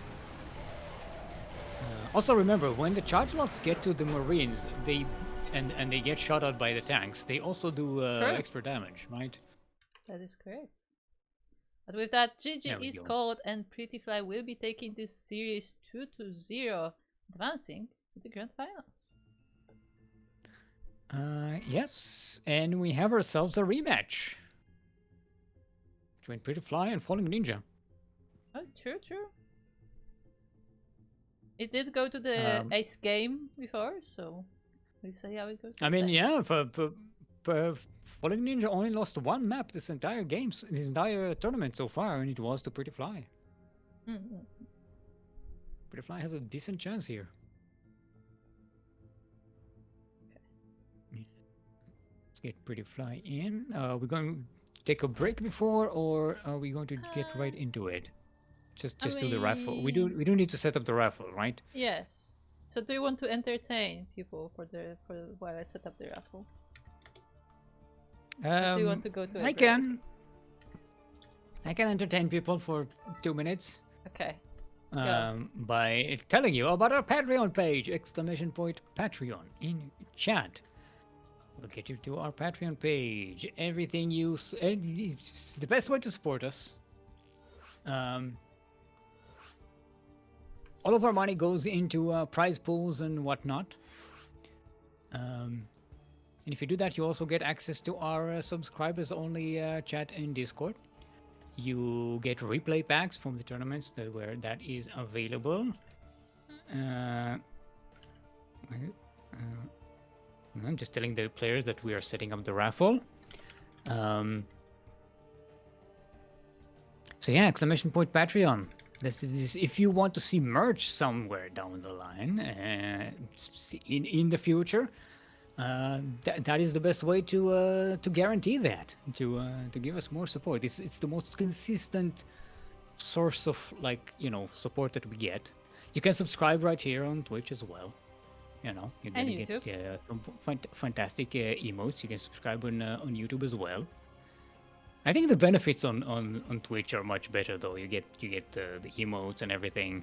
I mean, I don't know what you do. What do you get from subscribing on? Technically, you also get emotes on YouTube. The thing is that because we have only a few subscribers for now on YouTube, or rather members as they're called, we only have a few slots, so we can add a lot of them. Which is similar to Twitch, like the number of emotes you get is dependent on the number of subscribers that you have. Fair enough. It's just that we're more established on Twitch, so we have more available. But both Twitch and YouTube get emotes, and both Twitch and YouTube get replay packs as well. And access to the special Discord channels. And I'm guessing no ads on YouTube? Or how does that work? You get no ads on Twitch if you subscribe. Yeah, I cannot 100% tell you because YouTube works slightly differently. I believe so. Anyway, with that, we have our raffle ready. Yes, our random raffle. If you participate in our tournaments and you have completed at least one series, doesn't matter if you won or lost, as long as you participated and finished the series, you are eligible to participate in the random raffle. The prize for which is $5. I I think we have full eligibility. Full, eli- full, el- we have Look, you full cornered yourself. eligibility. We have full eligibility here today. I can say words. Uh-huh. So without further ado, Krupp, who is the winner of the random raffle? Drum roll, drum roll, drum roll. So today's winner is RoXas. Yay! So congratulations to RoXas, who didn't manage to go too far in the tournament, but is able to win the random raffle.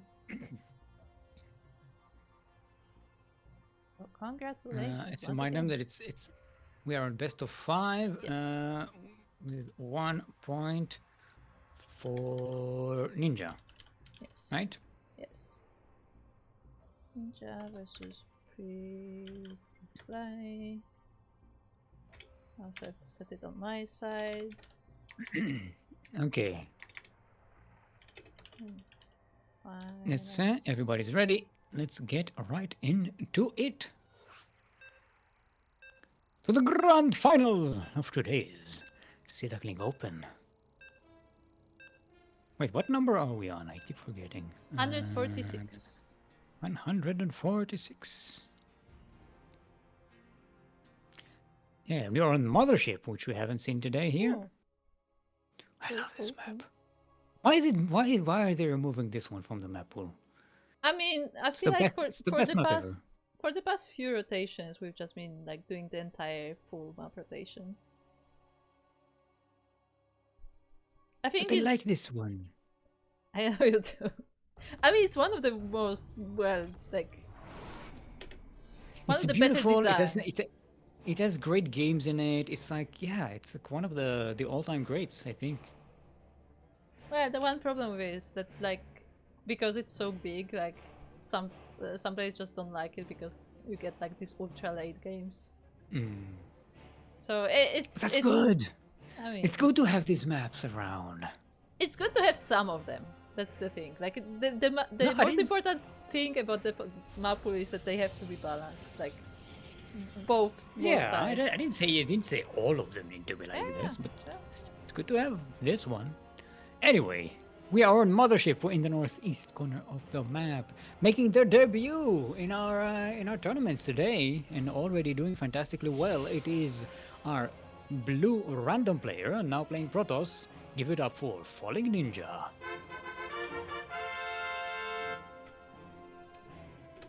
And on the left side of the map we have his opponent. It is the pink Protoss player.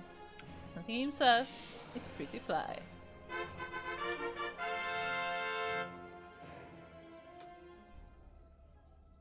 The master proxy person.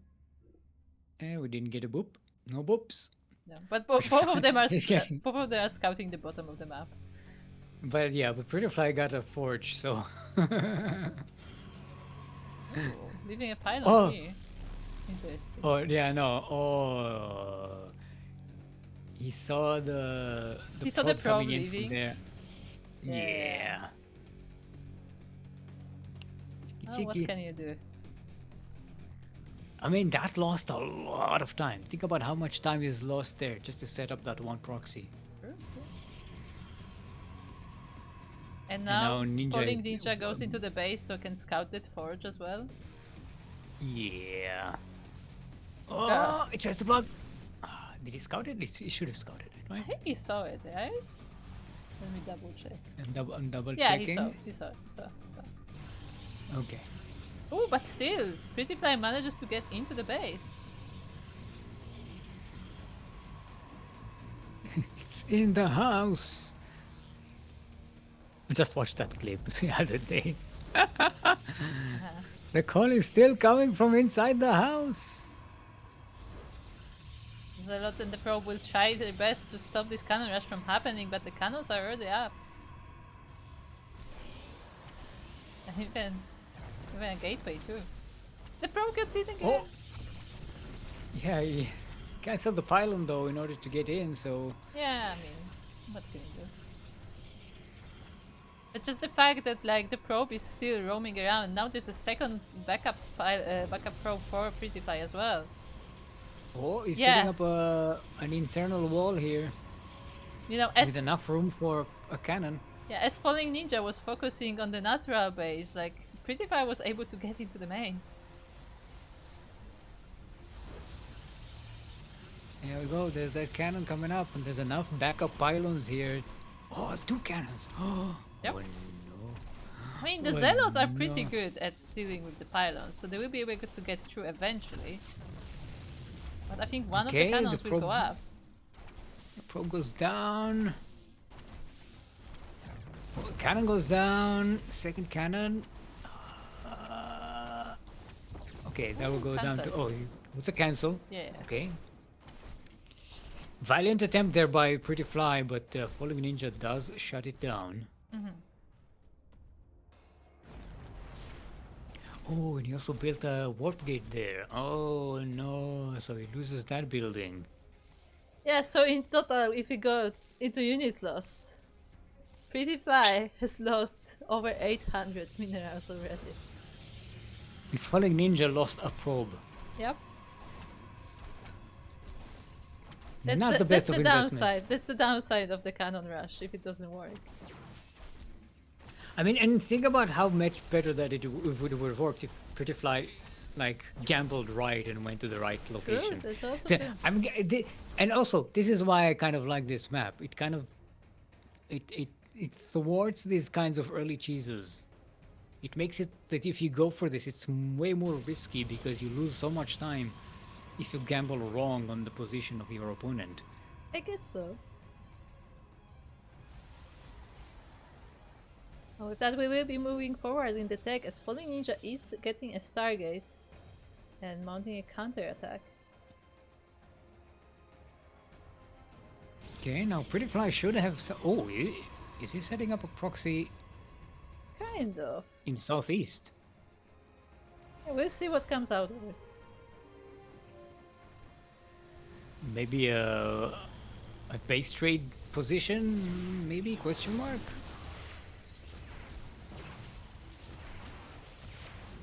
Okay, there's some units to defend here, but not a lot. Yeah, some units, some Chargers will cannons get to too. the mineral line.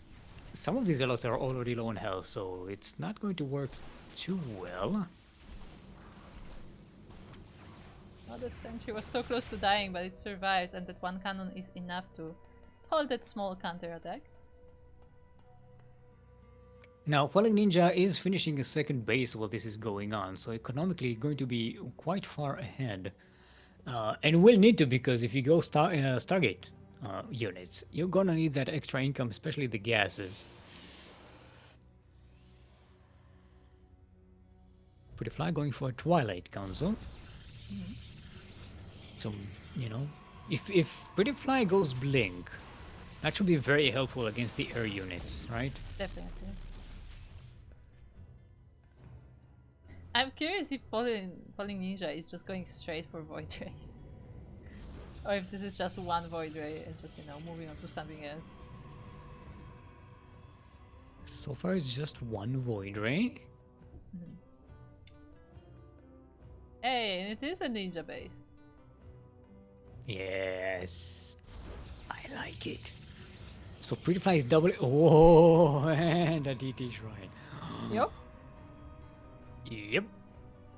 just both of those. At the same time, getting a Sneaky Nexus bugger. back at home so it looks more normal. Yeah. So if fallingninja scouts there, it's just like, okay, so you're getting stuff, you're a little behind, but I'm good. And then it's like, surprise! I have 3 bases and DTs in your base. Will fallingninja actually go and scout that 3rd base location? I don't think so.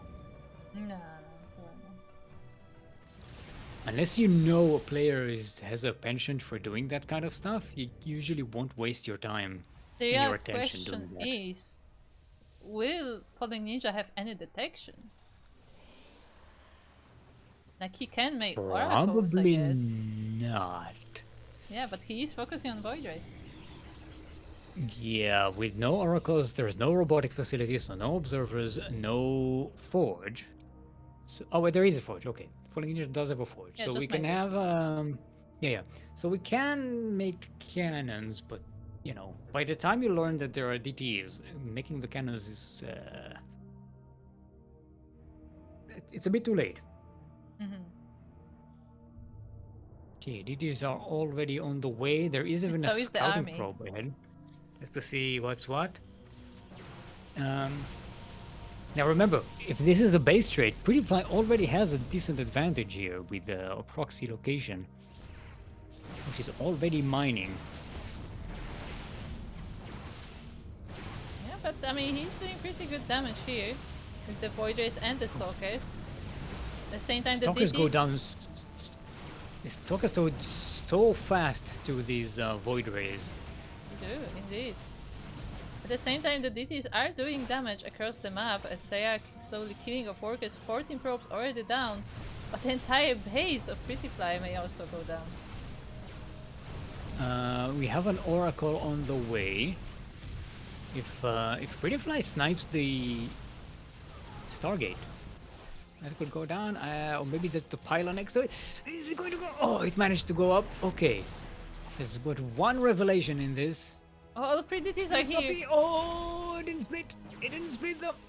Does he have enough units to deal with them though? It should be enough. No split. No split. I don't know if PrettyFly is even controlling these at the moment. Yeah, unfortunately that's for We they're for don't. PrettyFly and he has nothing back at home. Oh, okay, No, no. we don't have the we don't have Observer Plus, so we can't see the minimap vision for the players, True, true, true. which is a shame. PrettyFly used that moment to make some gateway units here to mount some defense, but the second wave is coming. Look at their army supply right now. It's 10 minutes into the game. Yep. This is so low.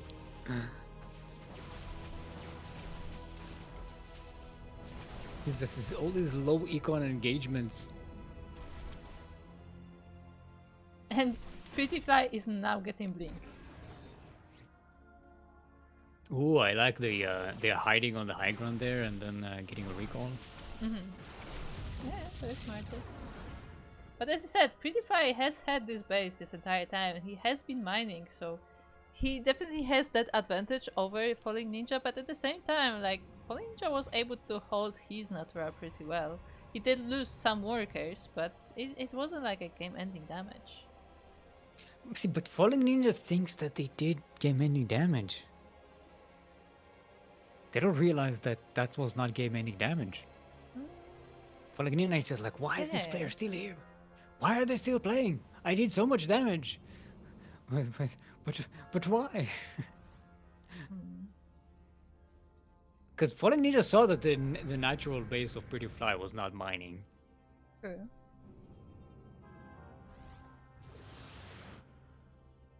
If Falling Ninja does not suspect that third base, this is that ninja base. This might be the end of the game. This PrettyFly is going to maintain this advantage for a long time. Well, Night Oracle we have comes to keep in in. mind he's still not in a great position, but he has that advantage above Falling Ninja there. Oracle doesn't die, which But is he- very important with the DTs around. He's in a great position because he can make more workers. True. He has more gas income. He can get into a 3-base economy that Falling Ninja is just... Yeah, Falling Ninja is waiting for a counterattack. The counterattack is not coming. Yeah, I think Falling Ninja should probably be more aggressive with the army that he has. Okay, now he's taking up. So we get a Twilight Council and a robotics facility. So that I like that. Falling Ninja is ramping up the tech tree here a little bit, and now getting a third base, realizing, you know what, maybe I can get away with it. Now we've known that Falling Ninja would be able to get away with it for quite a while, but Falling Ninja had no idea.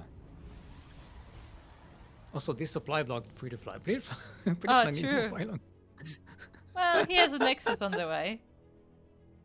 That should help. This is what happens when you build most of your pylons on the other side of the map. Yeah. PrettyFly lost 8 pylons this game. That is the one downside of the proxy style, that like PrettyFly is losing a lot of supply every time those pylons go down.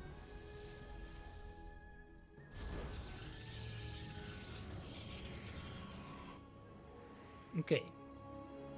Now PrettyFly getting ahead in upgrades, which is a big advantage here. Still, adding the Archons to the composition is pretty good, but we're still mostly Blink Stalkers here. Falling Ninja is also adding Immortals to the composition, and that is a huge advantage because they do so much damage to Stalkers. And we also have RoboBay on the way, so he can tech even farther from there. So I think Falling Ninja is preparing for a proper macro game, but it looks like PrettyFly is ready for an attack. I'm thinking those are for Disruptors. I think will be the great choice here. Maybe. I think a Disruptor too for some AoE would be really helpful. It's kind of like a balance, because Falling Ninja is of almost pure Blink Stalker. Immortal! No! Immortal, please! No! Okay, actually, that may have been a really good bait here. I don't know. Maybe, but I don't know. Like that Immortal No, was that very far forward. And he lost the Void Race as well. Oh, Yeah, no. it's just Stalkers now. Oh no. Just a miss rally. Oh no. Such a shame. Oh, also, PrettyFly has 4th base, by the way. Yeah, I told you, he got No, another in the Nexus. Southeast. Oh, I didn't. I thought you were still talking about the 3rd base. No? No? He was getting another Nexus. This is so dirty. I mean, nobody's stopping him. Okay. Maybe it would be nice to have a few more charge lots here for PrettyFly. They are coming in though. And yeah, Falling Ninja with the pure Stalker, Blink Stalker army, just it doesn't have the same utility. Yeah, we also have to as keep in PrettyFly's mind there are army. no shield batteries here for Falling Ninja, and the upgrades are in favor of PrettyFly. That's why this fight is going so well for him. But it's still It doesn't quite have close. the tankiness. It doesn't have the tankiness of the Archons and the utility of the charge lots. Because they do extra DPS. Because they can attack while the Stalkers are attacking. True. And true. the Blink Stalkers are just stuck in a line, and only the ones on the front can attack. So Yeah, 7 probes down, the 3rd base goes down for Falling Ninja as well. The Stalkers are trying to defend here, but they are so far forward. and PrettyFly is doing a lot of economical damage while being super economically ahead already. Yeah. Snowballing in the economy here, and now this army. I mean, Falling Ninja keeps sending those attacks here to deal with the army, but he's just not able to. Yeah, because PrettyFly keeps warping in that proxy location, and every wave after wave comes in with the reinforcements. And Falling Ninja just PrettyFly keeps is- losing and losing and losing. Yeah, PrettyFly is even getting an armor upgrade too. Oh, he's going to pincer move. Oh, no, okay. If Falling Ninja was moving out right now, that would have been True. a really bad move. With the PrettyFly having reinforcements on the flank, that could have been so bad. That said, Falling Ninja still has the smaller army and tries to move out here. I mean, PrettyFly they are getting a equal good on concave. upgrades at the moment, so at least there's that. PrettyFly with the blink forward. Doesn't have any more charge loads left, but again, Falling Ninja doesn't have a lot of their own either. So now we're down to just the Stalkers. Yeah, but look how much different Another it wave of looks when the upgrades are reinforcements. even. Yeah. Okay, another brave blink forward. Oh, gonna slap the robotics facility, which actually only made 1 unit this entire game, I think. Yeah, that one Just immortal. the that- immortal. Yeah. Oh and no, that- it made some observers. Oh, true. But with that, GG is called, and PrettyFly will tie up this series. 'Cause this is a best of 5. Yeah, we have sideways 1-1.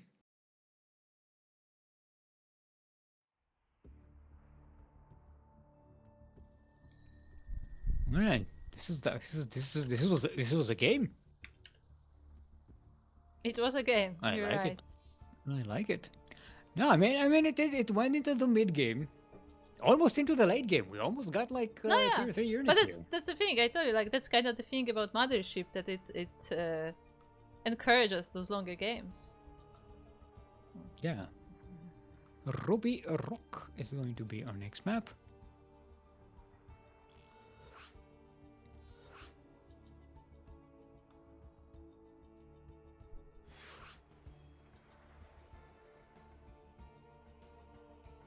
Well, alrighty then. Let's see if our players are prepared. They both are. Let's get into it.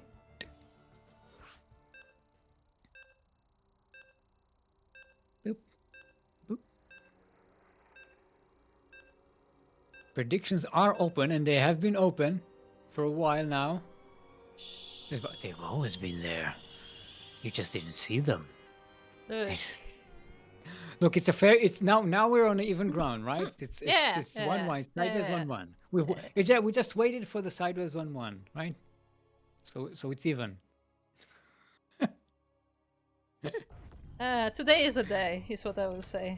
It's definitely a day. It's a day. It's a day of all days. It is a day. And we are in the grand finals of this month's tournament of this month's Sea Duckling Open, and we are on Ruby Rock, where in the top left corner of said map we have our blue random player who rolled Zerg this time. It is fallingninja.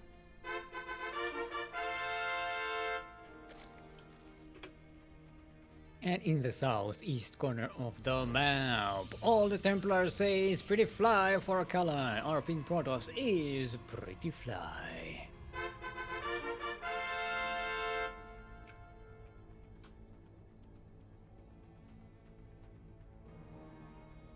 By the way, that song is constantly stuck in my head. Yeah. oh, we have another forge on the way. I was gonna say that one other thing, Stick, that you are missing from the PTR, because Yes. this was also added Yes. in the patch notes, is that there's more music. Oh yeah, I don't listen to the music. Yeah, that's why I'm saying that, like, you're missing that part, because they actually enabled more music tracks for the observers. So now you get like music from like the Nova missions and stuff. So there's a lot of music tracks that we haven't heard before in like like 1v1. Ah, nice. Yeah, for those who don't know, I don't listen to music on my client so that it stops me from humming to the music when you are hearing different music on Kuro's client, because that would be weird and distracting and annoying. I only listen to the music if I'm the one streaming. Speaking of, when are you streaming next? As we have this canon rush happening in the natural base. Why are you attacking me? Why are you attacking me? What did I do? What did I do? I have a why very easy response to you. You should just ask me when I'm streaming, because that's why catching strays? When Divinity Original Sin 2 stream group? Wanna know a fun fact? We've been Yes. planning Divinity every month, and every month something else pops up exactly on that date. Every Yeah, time. well, you know. Yep.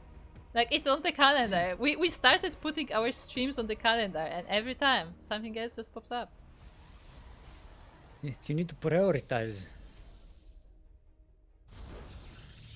Speaking of Right now, prioritizing, we have like TV scheduled for like 2 weeks, I think, something like that. Maybe next week, and we'll see what happens. okay, so Zerglings are on the other side of the map. Speed is on the way. I don't think they should be breaking this question mark. Maybe the pylon. Yeah, But there is even a then, cannon. it's oh, okay. There's a cannon. Okay, never mind. At the I same thought it time, was another pylon. fallingninja gave up on the natural base and went for the third instead, but PrettyFly is still there. Yeah, not having a bunch of Zerglings protecting that's nasty. By now, you should know. You can't let PrettyFly's probes run around on your No, side of the map. You can. You can't. You gotta protect yourself. Well, the probe Okay, is at least the down, probe goes but down. the cannons will still go up, I think. Okay, gonna kill one of the cannons. Oh, maybe two? Maybe two? Okay, there's a cancel on this pylon. One second cannon goes down. Third cannon goes up though. Yes, one cannon goes There up is a and spine about to finish. Should be waddled into position. Well, it's oh, no, dealing it's with you're the dealing with natural this one. first. Ouch. Yeah.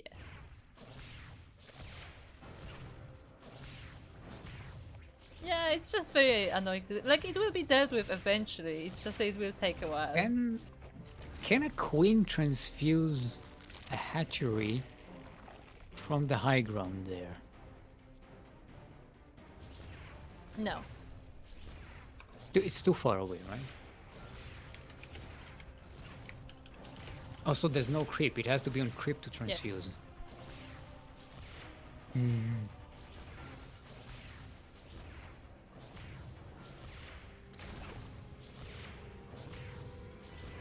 I like that he's They're even just warping in. drones mining here. Oh yeah, what else are they gonna do? Alright, Ravagers should be... Yeah, okay, there we go. They take care of the cannon. They still have to take care of these stalkers and that zealot. There can still be more warping ins here, but PrettyFly decides to back away between the spine and the three Ravagers.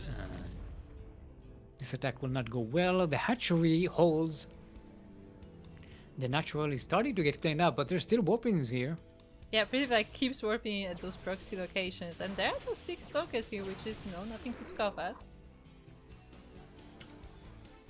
And we have 1 roach and 3 ravagers. That's pretty much the army. Lynx are on the way. fallingninja was a little bit supply blocked, but there was a macro hatchery at home at the main Yes. base. Ooh, the hatchery is so low. This is so dangerous for fallingninja here.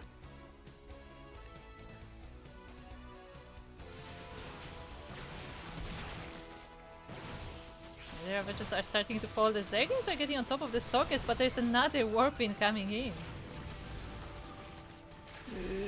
And the hatchery goes down. Oh, the hatchery does go down. Okay, stalkers get recalled, but no, they go down. This proxy might finally get cleared up. I mean, not But, without like clearing a lot of the army of the Zerg though. Actually, it's not getting cleared up. PrettyFly has another warping wave coming up. Can continue. As long as he just warping in a few more zealots, continue to be annoying, buy more time, so fallingninja can't move out across the map. The I Queen's think that even would be a back good here. play for PrettyFly. Yeah, and they're way off creep. No, PrettyFly actually warps in at home. Yeah, I think at this point Yeah. PrettyFly knows that like this proxy will not actually do him any good anymore. Mhm. And he's working on upgrades instead.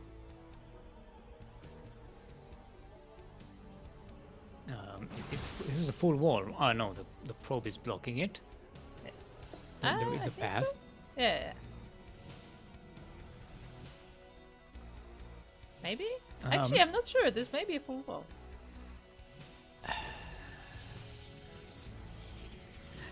Yeah, it's weird. It's like on the edge. Come on, Zerglings. Well, we're show about to us. find out, I think. I Show think we're us. about to find out. No, Nah. no, no.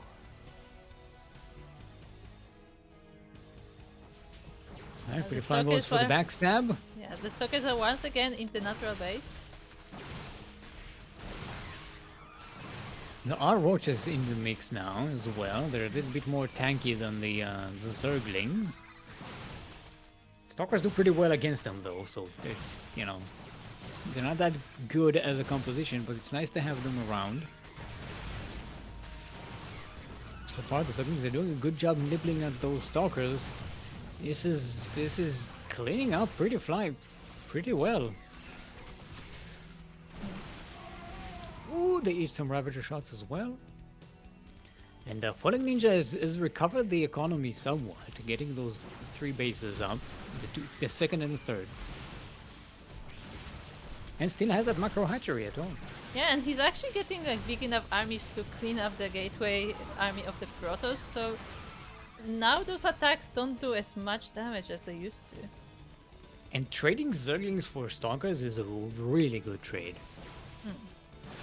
Economically speaking. Yeah, the only problem is that it's so hard for him to establish those bases, and he really does need them. Well, so far they're both very low economy, so and PrettyFly is still on 1 base, so Falling Ninja is not in any hurry, or shouldn't be in any hurry economically. Sure. So it's all about this situation where when does the fighting stop and the economy starts? And once that starts, Falling Ninja pretty much wins the game. Because PrettyFly doesn't even have a second base. Yeah, doesn't. He's not planning to get one either, and the Stalkers are actually getting demolished here. Yeah. And pretty much Falling Ninja just needs 1 wave of drone production, and he'll have like 60 workers. it's insane. Because he has that macro hatchery. He's getting so like, much larva. All of the hatcheries are up now, like none of them actually went down the second time, so he has all that production now at his disposal. I don't see. Do we have? I don't think he's been up on the injects on all of the bases, on all of the hatcheries. Yeah, I think he was too busy doing other things. Yeah, so he doesn't have a lot of larva, but with the extra hatchery, the macro hatchery, that helps a lot. All right, Ducklings coming in. Now we'll see if they can actually. That was actually a wall. Yep. And they get right into the mineral line. Don't actually manage to kill anything. But since this is the only income for PrettyFly, this is already like crippling the economy. Indeed. I mean, he will be like long distance mining from the natural, but at the same time, these links are dealing a big blow to the army as well. And all for the cost of a bunch of Zerglings that Falling Ninja is transitioning out of anyway. It's almost mined out. Yeah. So, yeah, it's gonna be mass roaches for Falling Ninja. I'm assuming Roach Ravager, right? We have 6 Ravagers now.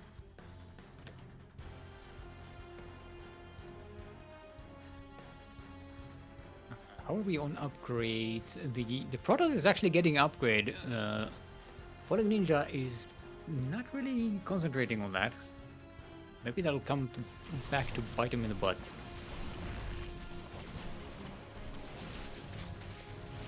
But he does have the big numbers. The Zerglings rush forward. They don't quite engage with the rest of the army, so they get cleaned up before the army even reaches here. Now, our Roaches at the front and Ravagers at the back.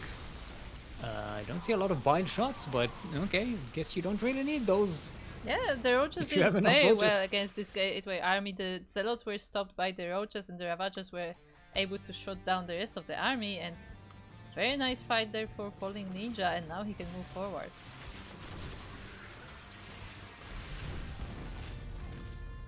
And this is enough Ravagers that any Bile attack can just kill anything. It can basically one-shot any unit or building you want.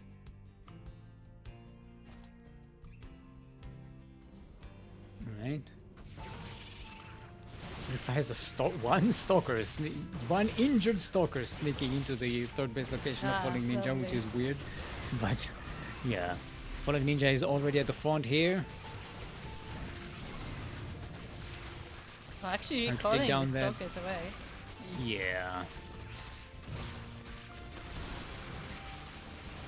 Yeah, Falling Ninja isn't even engaging with all the army here. This is like. Yeah, he's kind of waiting for the wall to be broken, and then the rest of the army walks in. And with that, GG is called. Falling Ninja will be up in this series 2-1. Woo! That was a 13.5-minute game. Yeah. I think this may be the longest game we had today. No, maybe the mothership one. Yeah, I was gonna say the mothership one was pretty long. So, but it is definitely up there. Mm-hmm.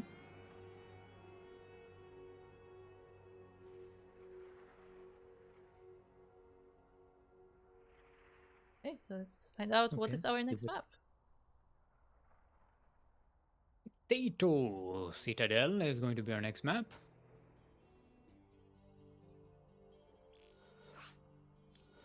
Okay.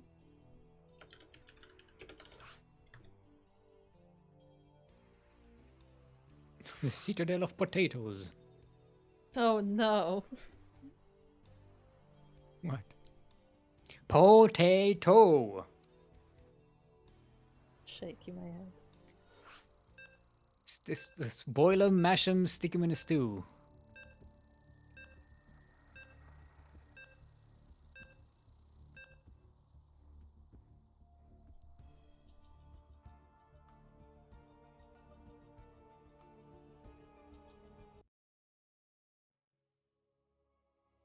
Alrighty. Okay, what is it gonna be this time? What is Falling Ninja rolling? And how many proxies will we see? Well, PrettyFly is going to Cannon Rush, so Is he okay, there? it's going to be PvP. Why not? See? It's as good as a prediction as any. I mean, true. Anyway, we are on Potato Citadel, where all the potatoes are stored for safekeeping. We're in the northwest corner of the map, currently up on match point to win this entire series and this entire tournament. Our blue random player, currently Terran, give it up for Falling Ninja.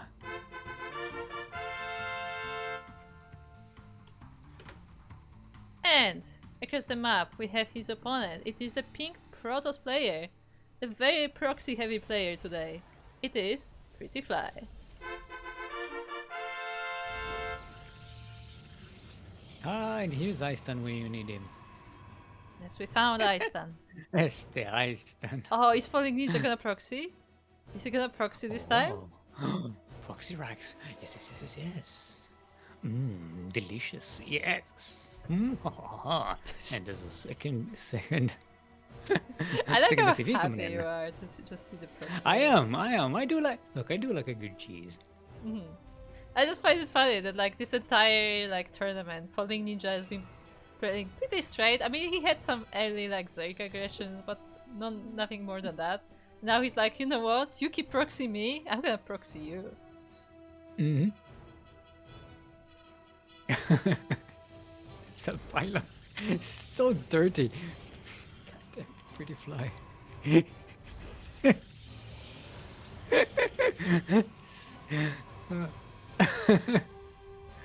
You know what? I would expect PrettyFly, like the next level would be to just put. I was about to say to put fake proxies, and that's Yeah. exactly what he's doing. Yeah, God why damn not? it! He's just I mean, so many don't steps think ahead of me. I don't think it's just fake proxies, but the fact that he has seen that there's like no racks, he's like, hold on, what are you doing? Mm-hmm. And now he's scouting around the map to find out what's going on. Oh boy. Okay, so it's gonna be Mass Reaper. Proxy 2 racks, nothing super crazy. It's of course working on that 'Cause- warp 'cause gate. We know it can get way crazier than this. Oh look, he put it in the mark. I'll just put this here. It's just- It's just so. It's like a pickpocket, right? It's like sneaks in. Uh-huh. I'll just put this here.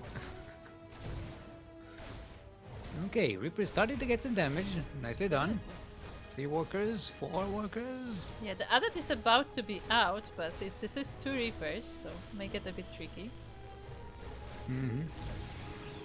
Okay, a bit of a fire control. Okay, no, there were a few more injured probes there, but the shield battery Oh my does God. come out. I don't know what it looked like on your screen, but there were so many explosions that the blood splatters were in the entire base. No, it was actually pretty mild on my end. Oh man, it ended up crazy, like what? Like those Reapers exploded. Did they do the thing with the jetpack where the jetpack keeps flying? After they die? Maybe. No. It was just. Because that's a fun animation. I think it's just because there was like a grenade in the middle or something. Like it just bumped them away. It looked pretty crazy in the end. But yeah, Falling Ninja ends the proxy, but keeps some of the Reapers, so they will be there for later. Meanwhile, we have adepts from the proxy location. The wall is not a wall. And the wall was not a wall. Oh no, Falling Ninja, please. Do you even Terran? Oh no. Well, at least the SUVs can escape. Yeah. But there is no mining for you.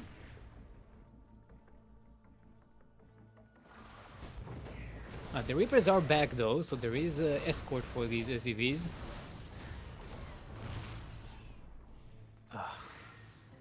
But Reapers don't do a lot of damage to Adepts, and Adepts do extra damage to Reapers.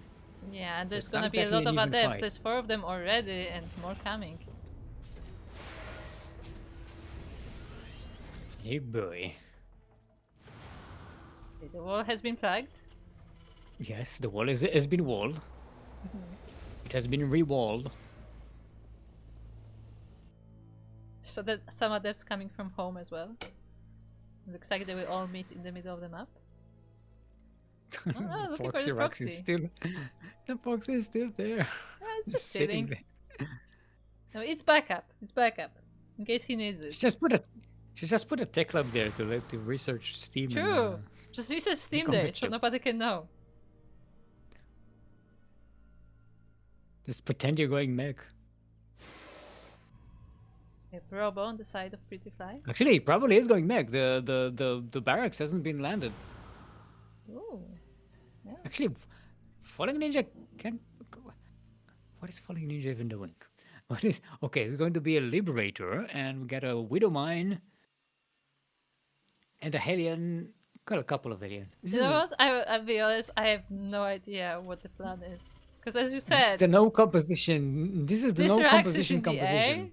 this Rax is just chilling, and we only have 2 other production buildings. Okay, there's the second factory. Yeah, oh good, there's a second factory. Okay. But see, the thing is, that barracks not landing and making add-ons means that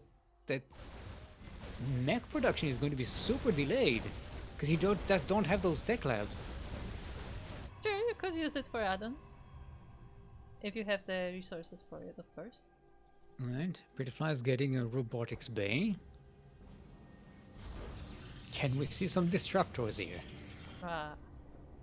Haven't seen It's disruptors probably in a for while. Colossi. It's Yeah. probably for Colossi, right? That'll be good against Bio. Probably. Not so good against mech. At least until you get thermal lens. And then you can use it as like a siege unit. To be fair, we'll see what kind of mech this is, because this may be like your favorite McLaren. I don't know if it's my favorite. It's your favorite name. It's a favorite name, but it's not. It's actually not my favorite name because most people don't even know what that means. Ferrari mech is the, there's a reason that's the more popular term for this, right? No, people are not good at puns, okay? Yeah. McLaren is a better pun, but McLaren is not as known a brand, Yeah, right? yeah. So, Although I will say I've noticed that a lot of people like following esports, at least at some point, were following Formula.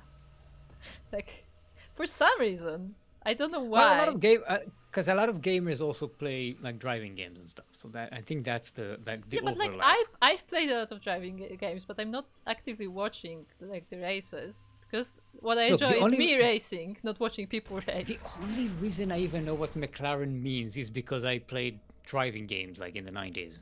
Okay. Because I don't watch Formula One. It's one of the most boring things you can watch. There's also like there's a second crossover as well where I've noticed a lot of like people involved in like esports like followed like WWE and stuff. There's another crossover. Just typical nerd shit. I guess so. Anyway, we have a Banshee in the base, but there is an observer already. Yeah. Get off my lawn! Well, the Banshee one will more shot. survive as there's not enough firepower. Oh, the barracks is going home. The proxy is finally going so. They remembered Okay, Kevin. we're getting a Colossus, and we're getting. Hold on, I know the name of it. Hold on. I'm closing my eyes. I can do it. Gravitic Drive. No, that's the Observer one. This is.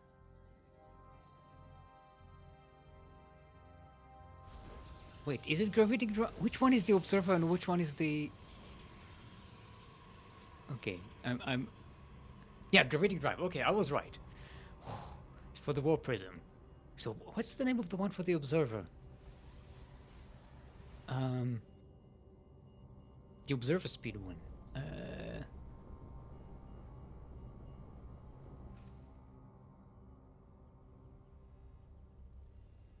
I don't do even not remember. know. I don't know. Let's consult the Wikipedia. Like, I know a few of the upgrades, but not all of them, definitely. See, the problem with those wikis that there are so many versions of the game. Yeah, that and gravitic boosters. boosters. Gravitic There you go. boosters. See, that's why it's confusing because it has the same. Yeah, I mean, it name. even has the similar icons. Oh, that's so many tanks. Thanks. And No, we're going bio no, from that's here. the mecha I love. Oh, you will get to see the ghosts. Ghost is one of the most ooh. talked about change here. What hath been changed about the ghosts? A bunch. That's what I would say. A bunch. They changed their range. They changed their supply cost. They changed that. I think like that snipe was no longer getting cancelled when they get hit or something. Like there was like a whole list of changes to the ghost specifically. Okay. I can look it up, I guess. Did they change EMP so that I can actually see it now, or because That I do not know. I can never see it. Yeah, supply increased from 2 to 3, health reduced from 125 to 100, damage changed from 10 plus 10 to versus light to straight up 20. Hold on, something's happening. Yeah, attack range increased from 6 to 7. And then damage of snipe got increased, energy cost got also increased, and it doesn't cancel upon taking damage. There you Okay, that's interesting. Because I know Ghost was already a very useful unit, but still a lot of Terrans didn't use it. Because it's very, it's very intense in terms of attention span. True. Because it's a ground unit, and it's a spellcaster, it's a combat unit, it's a weird sneaky unit. It's very weird. It behaves very strangely. It's a utility unit, but also like a line combat unit.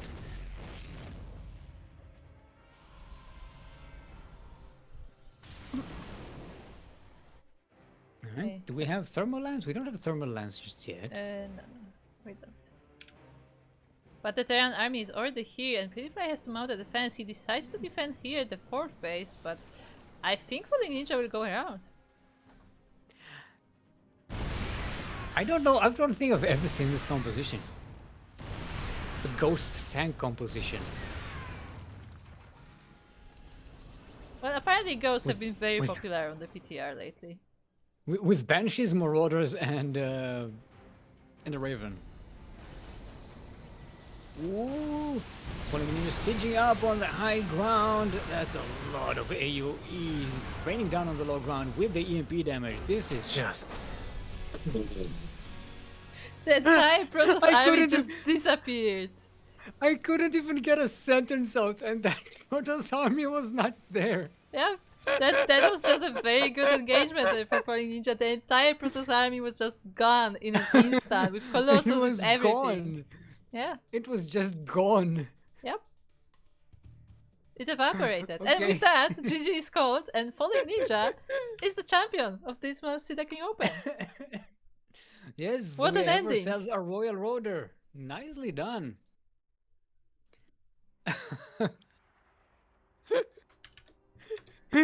There was an army there, and then there wasn't.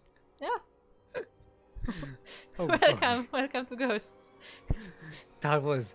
I mean, to be fair, most of the damage was The like, tanks. The tanks. Yeah, the tank goes. Like, it's a composition think- now, apparently. Even without the EMP, I think the tanks would just have evaporated that army. Yeah, I mean, they also were able to get in like a good range, so they could like shell on the entire army. Like we didn't Yeah. have the thermal lance, so the Colossus were also like very close. So like the entire army was clowned up, and the Yeah. Terran just fired. Oh boy. Well, that was a tournament, even with all the cheeses and everything. Look at that. We've squeezed out like what? Almost 3 hours of a tournament. Pretty solid. That's pretty cool. I like it. But we had some very fun games today. Nice to see a new player coming in. A random. This is another random champion. I think this is. I don't think this is the first. I think that we used to have one way back when. I don't remember if Frogs actually won. Yeah, Frogs did win one championship. The first one of 2018. It was almost. was almost more than 8 years ago. By the way, the chat is catching up to the final fight, I think. Yes. Let's see everyone's reaction. Yeah, look at that. It more than 8 years it took for another random champion in our tournament. That doesn't happen very often. I like it. I like the fun of it. Now, granted, it wasn't a test server, so things are already a bit unbalanced. But yeah, it's fun to see. And also, against another cheesy player like PrettyFly. So we got ourselves. Yeah, I mean, PrettyFly very was dynamic going games. like extreme today. Like he was just all proxy all the time. Like just every pylon has to be somewhere on the map. Yeah, this is that was pretty cool. I hope to see more of Falling Ninja in the future. I do have a bit of a a soft spot for random players. I like players who do the it's because it's usually considered a huge disadvantage to play random. Yeah, because you need to in learn so tournaments. many more matchups. Yeah, and it kind of forces you to play very cheesy and usually doesn't work for long. But yeah, sometimes it can get you a championship. And nicely done. So we have Falling Ninja winning the first place. PTFly will also get the second place prize. And of course we have Ragnar, RoXas, winning the random raffle. Indeed. And with that, thank you very much, guys, for watching. Of course, if you want to support our tournaments and see them, more of them in the future, see them grow in the future, then of course you can support us on Patreon. We quickly open this up. The Patreon is how we fund our tournaments, both Sea Duckling Open as well as Masterstone Open, which are our 2 amateur tournaments, as well as Sparking Tuna Cup, which is our open tournament, which is happening tomorrow and is also played on the PTR. So if you are interested in more PTR, then you can also join us tomorrow, because that will be happening. Except Sparking Tuna Cup is open to everyone, so be ready to see players like Bian, for example. Like all these top pro players can sign up there, but so can the amateurs. So whoever wants to play, they can play. There are no game limits or anything like they are on amateur tournaments. So feel free to join us, or maybe just watch. And with that, Yeah. Stick, where can we find more of Stick? Yes. Probably asleep at very odd hours in my bed.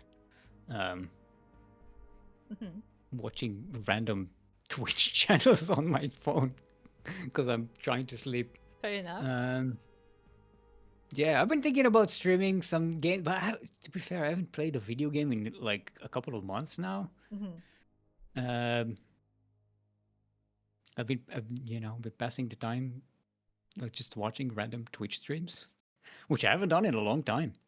So it's, Nice. it's nice. It's nice. Yeah, I'm back on Twitch. Um, yeah, maybe I'll stream something. I don't know. What about you?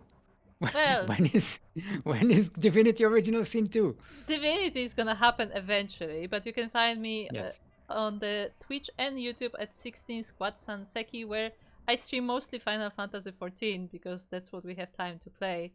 And whenever I find the time, I will also return to Baldur's Gate eventually. One day. It will happen, mark my words. But for the time being, you can mostly see me on the CranKy Ducklings. I usually don't cast. Both me and Steelmode only cast the amateur tournaments. Usually you can see Light here, and he will be back here tomorrow. So if you're interested in more StarCraft content, then make sure to follow our channels. We are streaming on Twitch and YouTube, as well as Facebook, Soup, Kick. So whatever you prefer to watch on, it is available. And yeah, our next broadcast will be the Sparking Tuna Cup tomorrow, but right after this tournament, we will be actually, both me and Light will be adminning another tournament, which is the Uthermal 2v2. So if you're interested in the top players, and I mean the top players, playing some 2v2s, then tune in for that at Uthermal's channel. Did you say Master Swan Open is next week on Friday? Yes, Masters Fun Open is Yes, next okay. week. I have to post brackets for that. Yes, it's on a Friday, not a Saturday. 'Cause Yes, it it's should on be a Saturday, Friday but it's going to because be the on schedule Friday. got a bit hectic. So Mm-hmm. Okay, because you have GSL on Saturday. yeah. Well, anyway, with that, guys, make sure to follow us on our social. We are on Twitter or X. We are on Facebook, on Instagram, on Mastodon, on Blue Sky. Most importantly, we are on Discord. So if you want to follow what we're doing, then make sure to join our Discord. Of course, all of our VODs are on YouTube. So if you missed any of our streams, you can check them out on the YouTube. And with that, that will be all for today. We'll find some other StarCraft streamer to raid, and we'll see you next time. Bye. Bye.